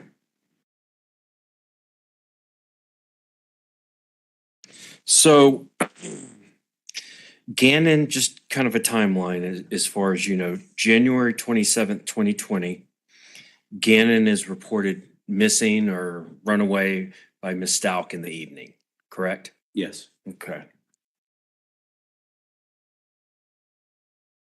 On the 28th of January of that year, Gannon's father comes back into town and there is a meeting at a Starbucks in the evening between Miss Stauch and Al Stauch, Gannon's father. I'm unclear as to the exact timeline on that, so I'm not sure. Okay, that's fine. But then the 29th we've already talked about. That's when she went down and did the video recorded interview and her phone was seized. And then on February the 7th is when the seizure of the home at Mandan Drive took place. That's correct. Okay. Now, from the 29th to the 7th, which is when she did the interview, to the 7th, that's about what, 8 or 9 days that went by between the seizure of the phone and the seizure of the house? Have you done the math on that? 29, 30. I'm not very good at it, but I think 8 or 9 days. Okay. But would you say from the January 29th to February 7th, there's 8 or 9 days between the seizure of the phone at the police or the deputy's station where you took it from her to where the house at Mandan Drive was seized? Yes, and multiple warrants executed at the house as well. Okay. And you already told Mr. Allen, while it's important to have a crime scene or a possible crime scene locked down because evidence can disappear, it can be tainted, it can be destroyed, contaminated, all these other things. Is that correct? There's a possibility of that, yes. And that's why you seized the phone you testified to, because she could have destroyed the evidence, gotten rid of the phone, whatever. A lot of stuff could happen. And so that's why it was important, exigent circumstances, that you took this phone, correct? Yes, sir, that's correct. Okay.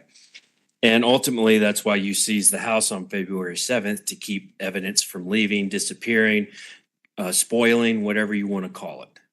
Once it was determined that the house was a point that we kept coming back to, and realized that the investigative efforts were very complex and were ongoing and continuing, yes, that decision was made. Okay. Now, on January 27th or 29th, I'm sorry, during the interview, you made a determination that there was exigent circumstances to take the phone, to seize it from Ms. Stauch, correct? Yes, sir. Okay. You also based that determination on the fact that she had really changed her story. And as Mr. Allen asked you, first story was diametrically opposed to what second story was, correct? Yes. Okay. At that time, you could have arrested her for attempt to influence a public servant, correct? Giving the vastly diametrically opposed stories to law enforcement. Remember, at this point in time, we also had no body, and there was concern that there were additional leads coming in. So there was a possibility that was a concern. Yes. Okay.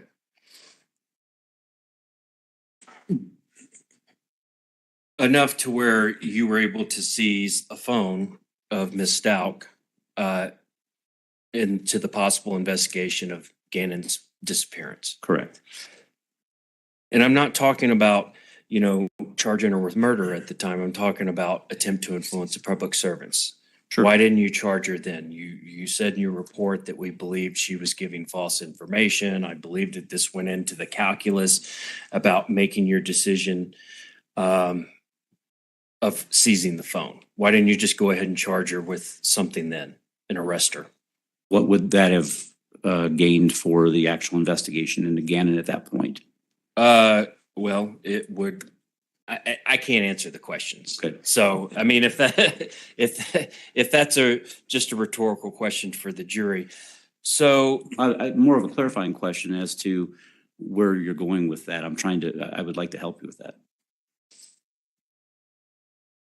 Well, Commander, there's information that after the 29th, but before the house was locked down on February 7th, that Ms. Stauch and her family had arrived at the Mandan Drive house with a moving van and moved out of the residence, correct? I don't remember the exact dates, but there was a timeline in there that they did move, yes. It was between her interview on January 29th and but after that, but before the house was seized on February 7th, correct? Yes. Okay. And also there's allegations and evidence that has come in that actually Ms. Stauch, after January 29th, after the interview and the phone seizure, transported Gannon's body to Florida and dumped it in a swampy area. That happened after January 29th, but before February 7th, the house being seized, correct? Not sure exactly when that occurred, but again, I would have to actually go back to reports to see the exact timeline. I apologize, I'm not able to give a more clear answer on that. If you're telling me that is what your understanding is, I could agree to that likely be the case. If she had been arrested on January 29th at the police station when the phone was seized, then she would have been in custody and not had the opportunity the first week of February to dispose of Gannon's body in Florida, correct? I can't make that determination, especially within our jurisdiction. A false reporting is actually a misdemeanor crime, which you would be served a summons, and so she would never been arrested and placed into custody. If there was enough information for a felony attempt to influence, that is a very low bond and generally something that people are out on extremely quickly. But attempt to influence, this would have qualified, and it is a felony offense. And she could have had a bond set much higher if it was an attempt to influence as part of a high-profile murder investigation. You could have asked for a higher bond, correct? Again, I believe that at this point in time, you're making an assumption that on January 29th, we were able to prove or have more than a suspicion that Gannon was murdered by his stepmother. So I think that's reaching. All right, can I have just a second, Your Honor? You may, go ahead. That's all I have, thank you. Redirect. So just to be clear, did you seize the defendant's phone? I did. I'm kidding. To make an arrest in a felony case, what do you have to have? Probable cause. What does probable cause mean? Probable cause is a set of circumstances that would lead a reasonable magistrate or judge or even to believe that a crime has occurred and the person that you're arresting committed that crime. Can you arrest somebody on mere suspicion? No. Can you arrest somebody just because a child is missing? No. Did you have probable cause on January 29th to arrest the defendant? No. When a arrest warrant was issued in early March of 2020, is that when probable cause had been achieved and an arrest warrant issued? Yes. Did that unfortunately not prevent Gannon's remains from being transported from Colorado to Pensacola, Florida? Unfortunately, it did not. The fact that Gannon's remains were found 1,300 miles away from Colorado Springs, was that indicative of a very calculated move by whoever moved Gannon's remains from here to there? I believe it was. Requiring driving on lots of roads and following laws? Absolutely, and ensuring that the transport of a human body was concealed extremely well from anyone who may have had contact with that person. And the fact that, were you familiar with the location where Gannon's remains were ultimately found? I wasn't personally familiar with it, but yes, I do know where it occurred. Okay. The fact that his body was found thrown over the edge of a bridge, is that also indicative of somebody trying to hide valuable evidence in a homicide investigation? Especially 1,300 miles from the reported missing location, yes. Okay, thank you. That's all I have. Do any of the jurors have any questions for Commander McCall? All right, Commander, you may step down. Thank you, sir. Thank you. Prosecution, call your next witness, please. Oh. That Melissa commander Berry's for totally slapped around her attorney.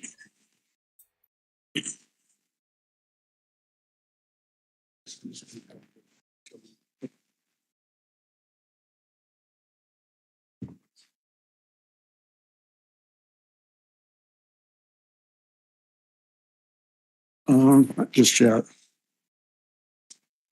Ma'am, would you step forward, please, and raise your right hand? You swear affirm the testimony about to give in this matter will be the truth, the whole truth, and nothing but the truth. Yes, Your Honor. So if it's seen witness stand, please watch your step as you step into the stand. And Judge, just as a preliminary matter, before we get into Ms. Berryford's testimony, we have quite a number of photos that we're going to be admitting through her. It's basically 528 through 678. And to be efficient, I've asked defense if they will stipulate to admission of those items so that we can just jump into her testimony. So I would move for admission of 528 through that last number, which was 678. 678. Thank you. Yes. That's fine, Your Honor. All right. No objection. Exhibits 528 through 678 will be admitted. Go ahead. And Wow, that's a lot of before I get into photos. the testimony, I want to put these photos up here on the. That's fine. That's all of them. There are some from a different witness in here, That's, but those get really slippery in these sleeves if I take them out of here. no, that's fine. Okay.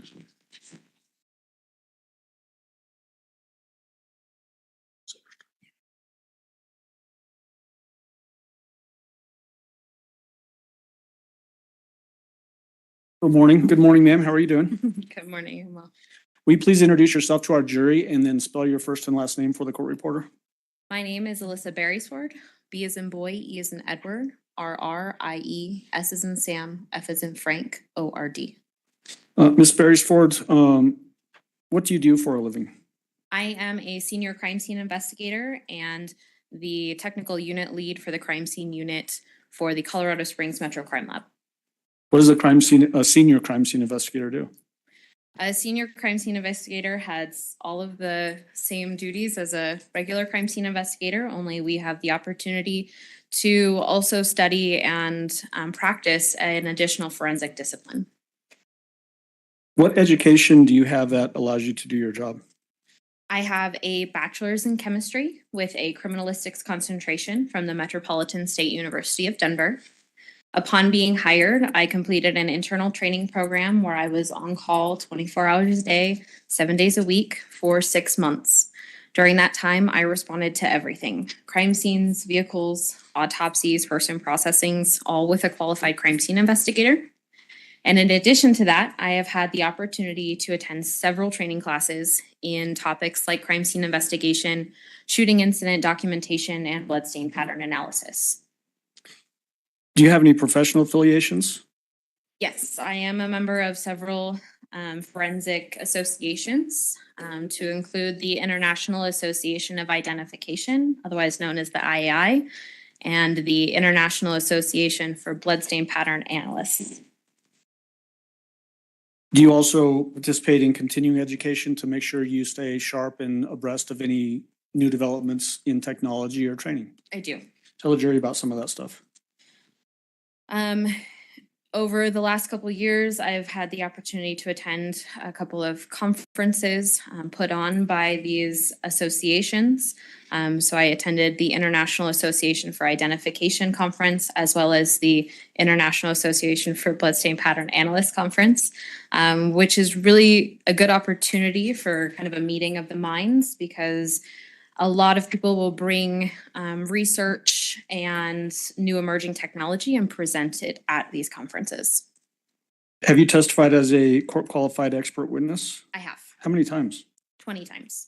In what disciplines have you testified as an expert? Crime scene investigation, crime scene processing, evidence collection, trajectory documentation, and bloodstain pattern analysis. In what jurisdictions?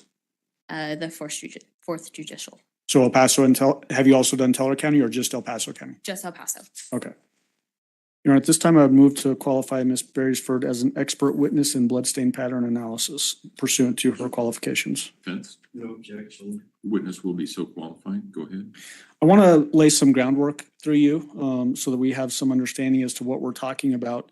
Do you typically use Blue Star in your crime scene processing and development of bloodstain pattern analysis? It's not used very often in bloodstain pattern analysis, but we do use it frequently when we have an indication that the bloodstains may have been cleaned up, because it is a search tool for those latent or hidden bloodstains. Does latent just mean hidden? Yes. Okay. Do you use low light photography when you're using Blue Star? Yes, Are you familiar with the phrase road mapping technique? I am. What does that mean? Road mapping is a technique used to document bloodstains, especially when a bloodstain pattern analysis may be conducted later on down the line. What it entails is a lot of extra documentation. We're going to identify specific pattern types for those bloodstains, and then add in a lot more directionality and scales when we're doing the documentation itself. When you say pattern types, what do we mean by that? So bloodstain pattern analysis is based off of a series of different pattern types. And what I mean by that is different mechanisms can produce different appearing bloodstains. And based upon the appearance of those bloodstains, the size, shape, location, distribution, orientation, it can tell me different things about what may have caused those bloodstains to be deposited. Okay. And so tell the jury about, I guess, some of those different types. For instance, a transfer blood stain. What does that mean? So a transfer stain is going to be when a bloody object comes into contact with an object that does not have blood on it, therefore transferring that blood from one thing to another. So if somebody had blood on their hand and touched a table and wiped it, would that be a transfer stain? Correct. What about expirated blood stain pattern? So expiration refers to blood in an airway. It is indicative, or you can tell that it's expiration if there are air bubbles within the blood, if there is maybe a little bit of extra liquid to it, like spit, saliva, maybe nasal mucus. But you have to have an injury to the airway in order to classify it as an expiration stain. So correct me in my terminology here, but if there's like an arterial bleed where blood is spurting, what kind of stain would that potentially cause? That would be a spurt stain. Okay, so tell the jury about that. So arterial or arteries are very unique because they're very pressurized and they're very high volume of blood, which means that if an artery is nicked or severed, we're going to have a very high volume of blood that's ejected under pressure. So this is going to create a very unique blood stain. Typically, what we're seeing are very large circular or elliptical stains with a lot of volume in them. If somebody has a heavily bleeding head wound and is laying, say, on the floor here, and it's seeping onto the floor, what kind of stain would that be? Depending upon the surface of the floor, it would either be a blood pool where the blood is just flowing out and it's only gravity is acting upon it. Or if it's a porous surface like carpet, it's going to be a saturation stain. So if you think of you've got a spill on your counter and you take a paper towel and wipe it up and that liquid seeps into the paper towel, that's saturating the paper towel. Can you have both a saturation stain and a pooling stain in one single event? Yes. Meaning that blood seeped, saturated through carpet and then seeped into a pool area. Correct. How useful is bloodstain pattern analysis in a criminal investigation?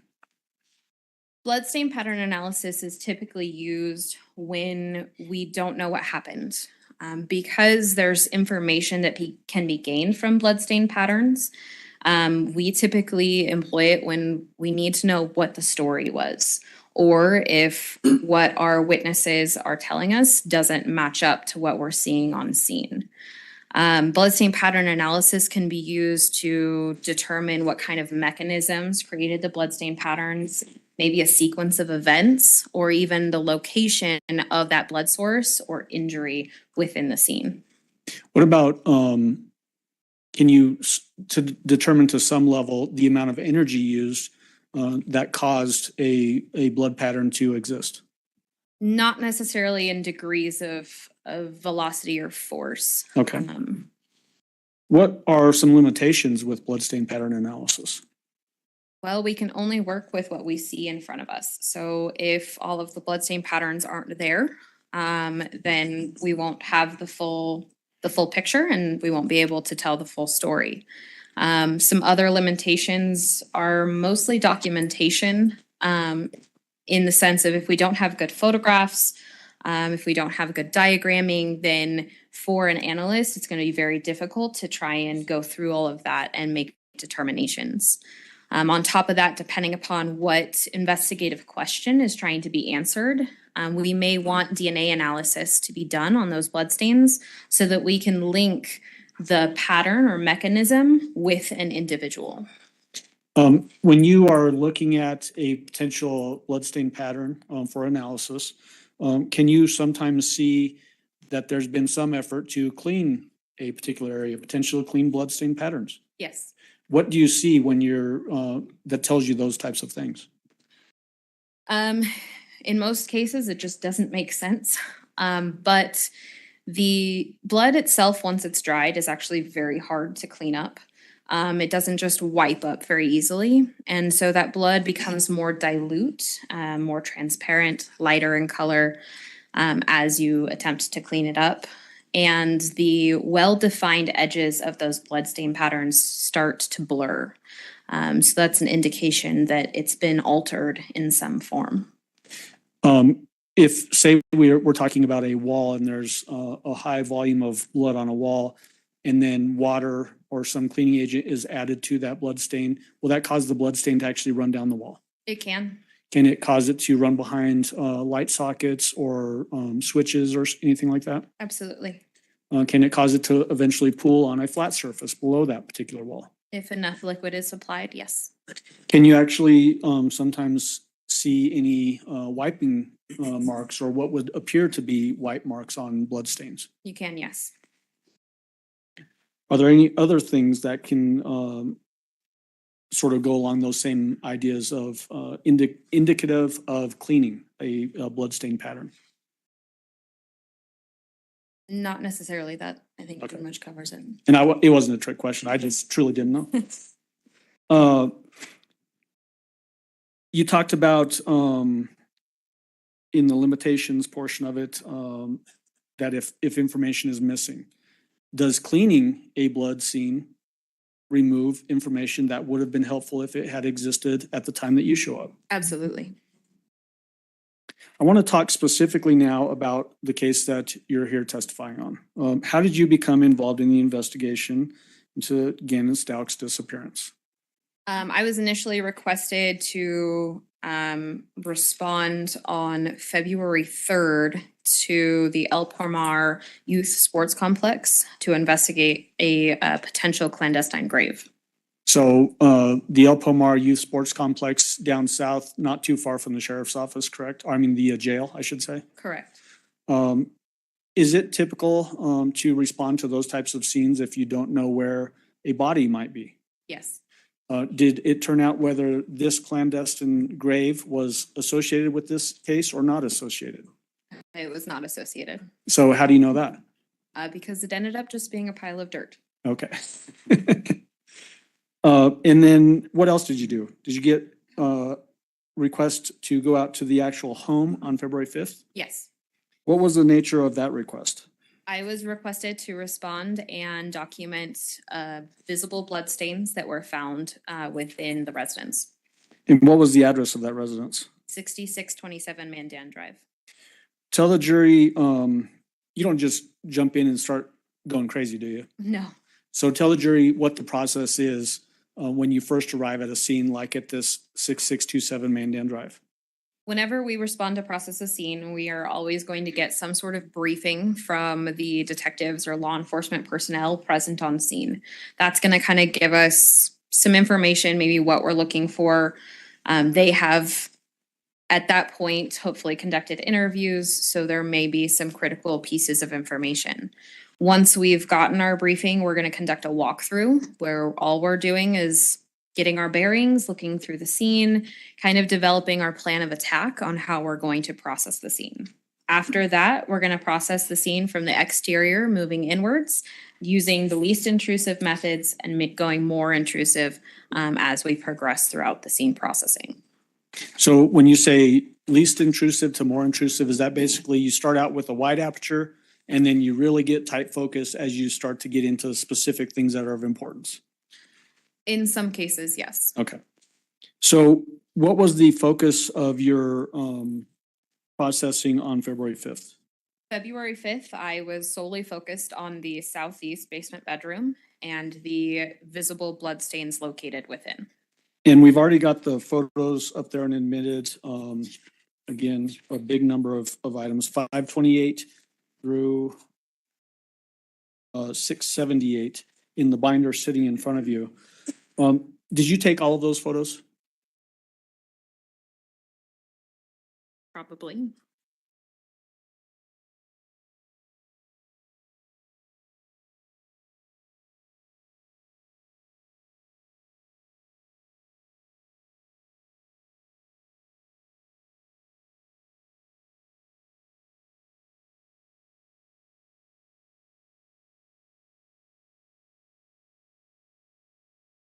I think I could have saved us some time. Are those all photos taken of the scene that you processed on February 5th of 2020? Yes. Okay.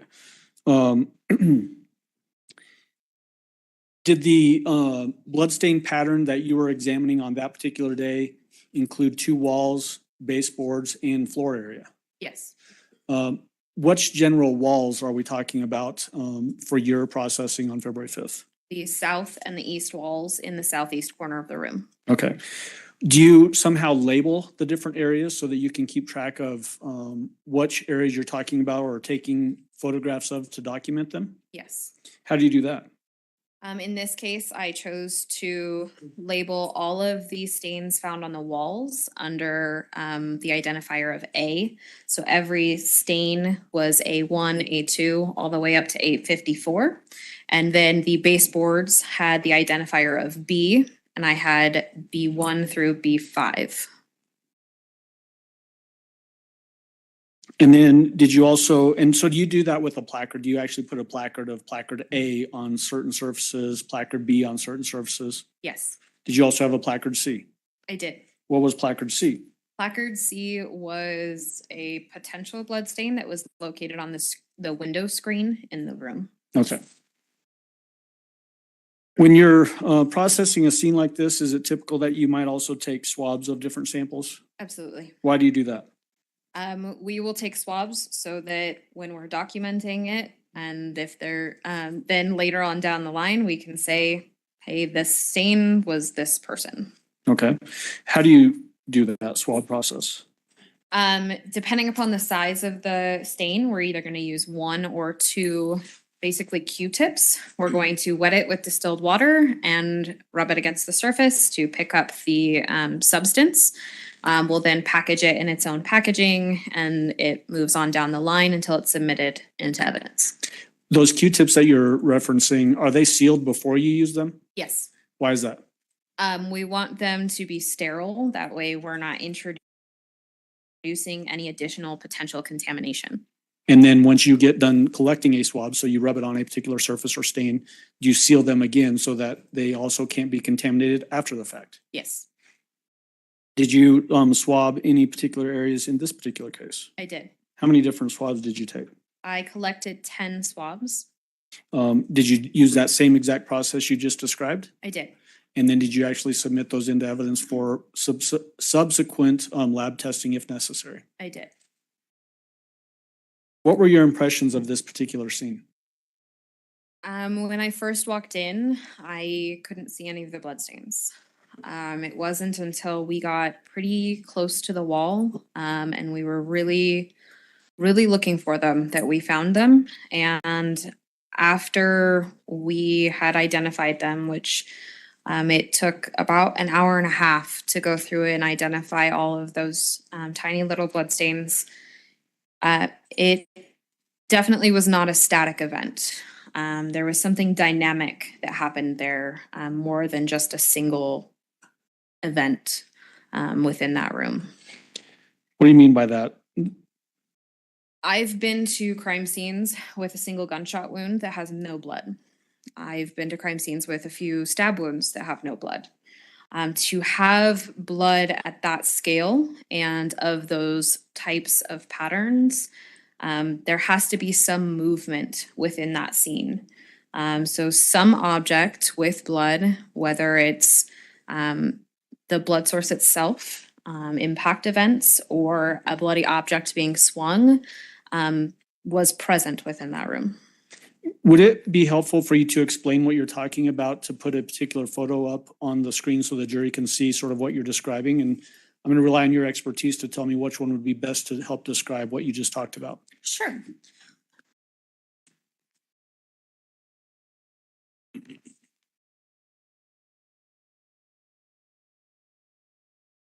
Have we seen photographs of the wall prior to labels? Not with labels, no. Not with labels, okay.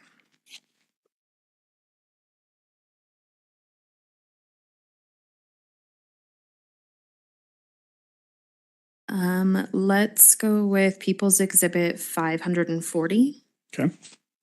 Give us just a minute to scroll through to that number. And permission to publish, Judge, as I see fit during the testimony of Ms. Beresford. Okay, so we've got 540 on the board behind you. You can either describe what you're looking at in the photo that's on the table in front of you, or if you want to point out things on this wall, use the pointer that should be up there in the witness stand somewhere. Got it, okay. So this photograph is an overall photograph of the bedroom after all of the stains have been identified.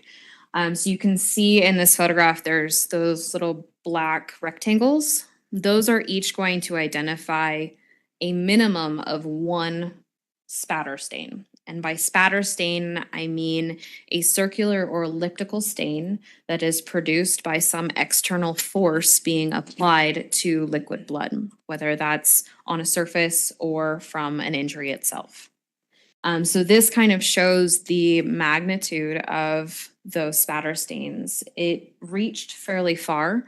We have a height of 5 to 6 feet tall, and it spanned on the, I believe that's the east wall, at least 6 feet down the wall. So this isn't just one area. There's some movement involved with this. So let's dig into this photo just a little bit. There's the white on that, I'm sorry, the yellow that stretches through both walls on that south and then east wall as well. Yes. What is that yellow stuff there? That is road mapping tape. So that is part of our road mapping documentation. And that allows a bloodstain pattern analyst to look at a stain, reference the scale tape, and say this stain was approximately 5 feet high. Are all of the blood stains that you looked at for this particular case, with the exception of the window, all contained below and with inside of that yellow border road mapping tape? There is one additional stain that is, if I may I Yeah, stand? absolutely. Just make sure when you stand up, because you're away from the microphone, that the furthest juror can hear you. So there is a stain that is just past the reaches of the scale tape, and it's going to be on the baseboard, kind of over here on the lower left-hand corner of the photograph. And I'm going to have you stay there for just a moment. All of those white rectangular stickers, are those your evidence stickers that you placed that are below and inside of that yellow road mapping tape? Yes. What about the white things that we see above the road mapping tape? Those are wall decorations that were there prior to my arrival. So those have nothing to do with your analysis of this scene, correct? Okay. You mentioned the height and I'm going to use the word enormity. Did that surprise you for this particular scene? It did. Why? At that point, we really had no indication of what the cause of death could be. So something like this is a lot more, for lack of a better word, violent than I expected to see. Did this indicate to you that there had been a significant bloodletting that occurred in this bedroom? Yes. Did these stains lend themselves to one pattern? We talked about the other patterns earlier. Did these lend to one pattern, or were there multiple different patterns potentially? So because of the cleaning that was involved, we really couldn't say that it was from a specific pattern. If you think of a photograph, which is made up of a lot of tiny little pixels, right? If you have all of the pixels together, you can see what the picture is and what it means. If you only have 50 pixels and they're randomly spread across a photograph, you're not going to be able to tell what may actually be in that photo. Were there some of these blood stains that showed potentially different directionality? Yes. Can you show us a couple of examples of that, just so that we understand what you're talking about? And then again, just tell me which exhibit number would be best for you to point to for that.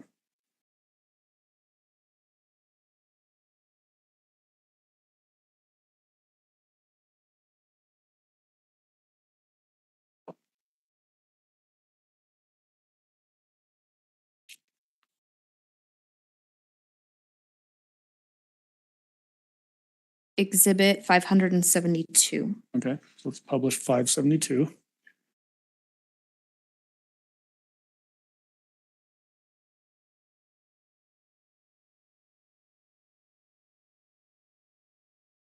Okay, so we've got 572 displayed on the screen behind you. And again, if it's might be best to just stand up and point to different things so that the jury can see what it is you're talking about. What is it that we're looking at in 572? So in this photograph, there are 3 or 4 tiny little spatter stains. So these are going to be this one here down at the bottom. We have 2 near the scale sticker and then 1 a little bit farther out. Now for spatter stains, especially elliptical spatter stains, we can usually tell directionality based off of what we call the tail. So as blood hits a surface, it's going to elongate, and then kind of what's left over is going to create what looks like a tail, and that's going to tell us the direction it was moving. In this specific photograph, we have a couple of different directionalities. So this lower stain is going to have a downward directionality. You can see it comes to a point there at the bottom of the stain. That's going to be the tail. This stain up here closest to the scale sticker has an upward directionality, and it's upward from left to right. And we can tell that by the tail that's at the upper corner of the stain. When we have these types of photographs and blood stain patterns existing in a scene where there's different directionalities, what does that tell you as an expert in blood stain pattern analysis? That tells me that there's probably more than one event that's happening to produce these stains. Was there evidence in this particular scene that there had been efforts to clean up the blood staining that was on the walls and baseboard? Yes. Can you point us to some photographs in those photos that are in front of you that will help us understand what you mean by that?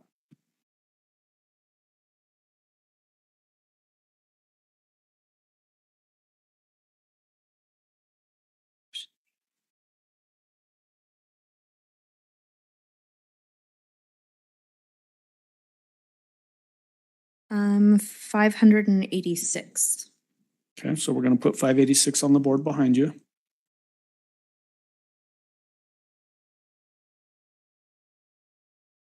Okay, so just for orientation purposes, this is the power outlet that's lower, closer to the floor on that east wall in Gannon's bedroom. Correct. All right, so what are we looking at here that shows you there's some indication that cleaning had occurred in this bedroom?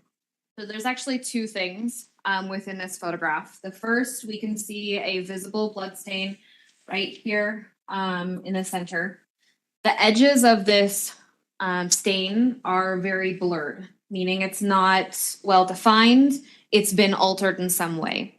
So it's probably been cleaned. At the same time, we have this line here, kind of in between the socket and the sticker scale, that is a diluted blood stain. If you think of when you're moving your furniture after you've been walking around for a while, and all of a sudden you realize how dirty your carpet is because you're looking at the nice clean carpet versus the dirty carpet, same theory. We have the section of wall that was covered by the plate that is clean, and the line that defines that diluted blood stain right next to it.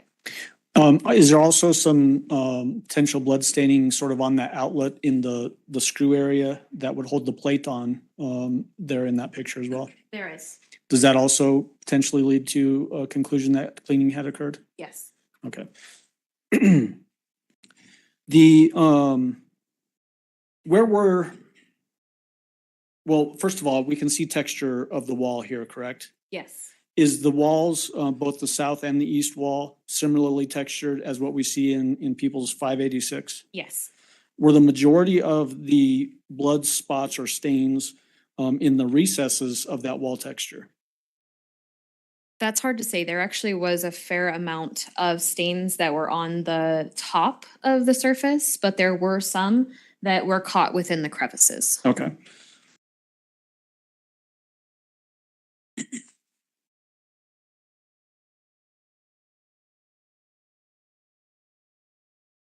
Some point, did you go back out to this particular scene with a person by the name of Tom Griffin? I did. What was that for? Mr. Griffin was doing a bloodstain pattern analysis on this case and wanted to examine the bloodstains further. So I went out to assist with his examination and any further documentation that he required. Do you know whether or not he actually prepared and submitted an expert report in this case? I do. Okay. Your Honor, may I approach with People's Exhibit 679? You may.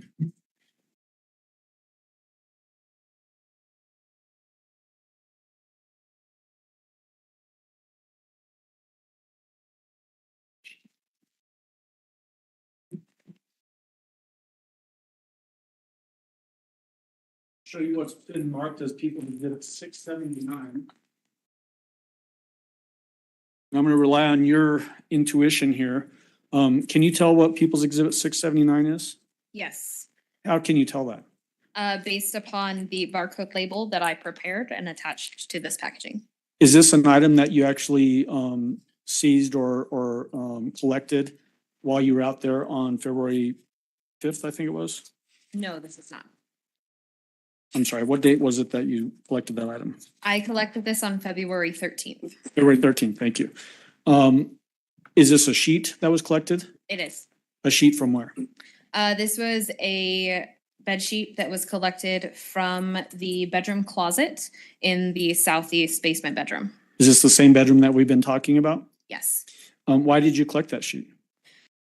We were given an indication that there was shark print bed sheets, that we were missing the set. And so it was something that was important. And so we found the bed sheet within the laundry basket and collected it. Subsequent to the time that you collected this item, has that bag or evidence collection bag been opened by somebody else? Yes. How do you know that? Based upon the additional evidence seals, I can see that it's been opened a couple of times. Okay. To know that the item that's inside that bag is the same item that you collected back on that date in February, would you need to open that bag? Yes. Okay. There are some plastic gloves to your right, and there should be scissors there as well. It is going to my own gloves because those are going to be extremely large.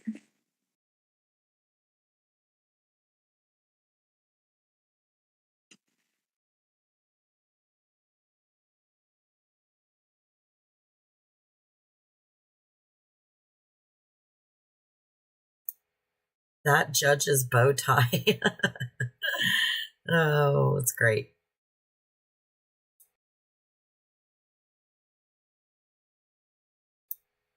Thanks, Deanna. I'm trying.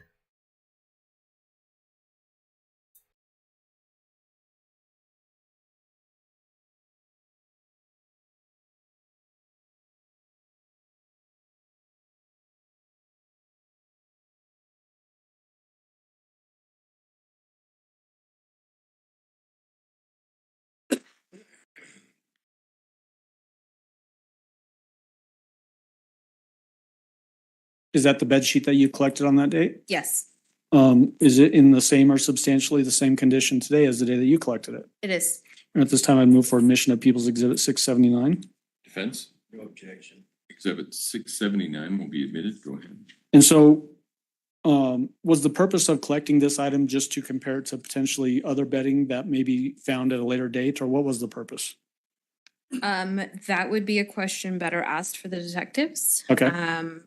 I collected it for anything that needed to be done in the future. Okay, so a detective just says, hey, get that, and you do it. Yes. Okay. Can I have just a moment, Your Honor? You may.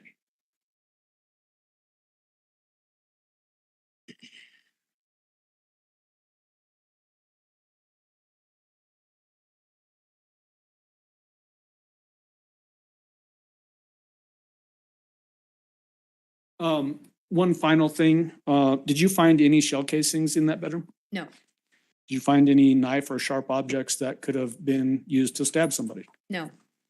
That's all I have, Your Honor. Defense examination, Mr. Cook. Thank you. Hi, how are you? Good. I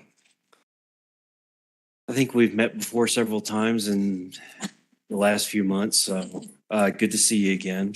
I just have a couple questions for you. So your testimony to Mr. Allen was that from the staining, the blood pattern, that you think that this was a very violent event? Yes. Okay.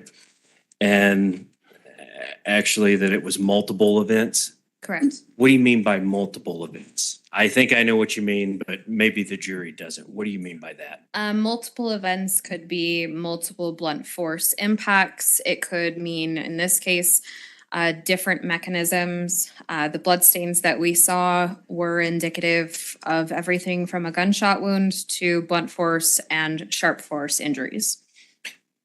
Multiple events could have been a shooting and multiple stab wounds with Could. the knife. Okay.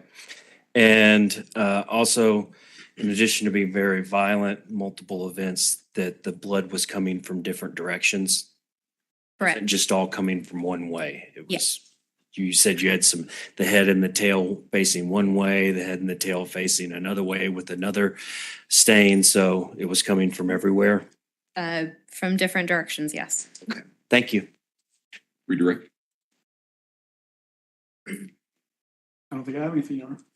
Do any of the jurors have any questions for Ms. Beresford? All right, looks like we have one.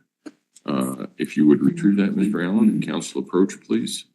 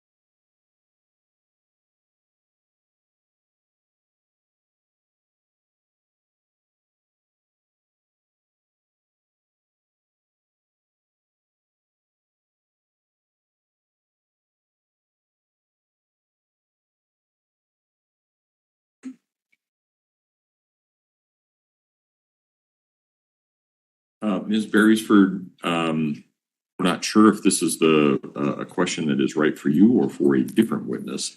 So I'm going to ask it. Does anything about the blood stain patterns at the crime scene suggest a chronological order of events? So because a lot of information was cleaned away, we really couldn't, or I couldn't tell a chronological order for any of it. All right, I will allow reasonable follow-up as to that question only. Prosecution. Only just that the bloodstain patterns that you were seeing were consistent with all those different mechanisms, either a gunshot, a knife or sharp force, or blunt force, Correct. or combination of any of those three.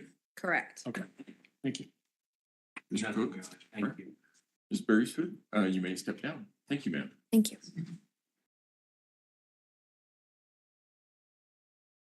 All right, ladies and gentlemen, we will take our noon recess. Again, don't discuss the case among yourselves. Don't discuss the case with anyone else. Don't do your own independent research about any aspect of this case. If we can have everyone back in the jury room a little bit before 1:30, we should be able to start right on time at that point. With that, all rise for the jury, please.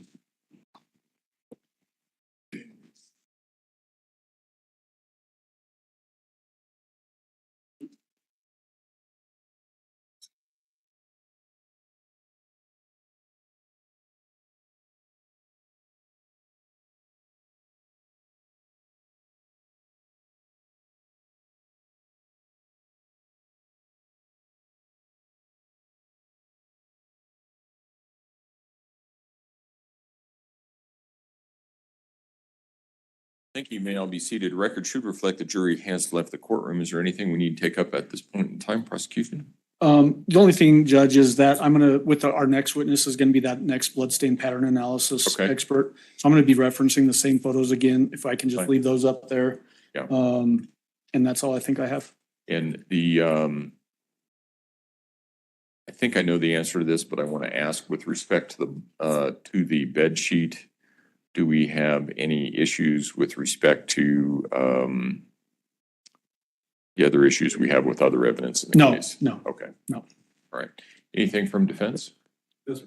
Okay. All right. Court will be in recess. Thank you. Rise.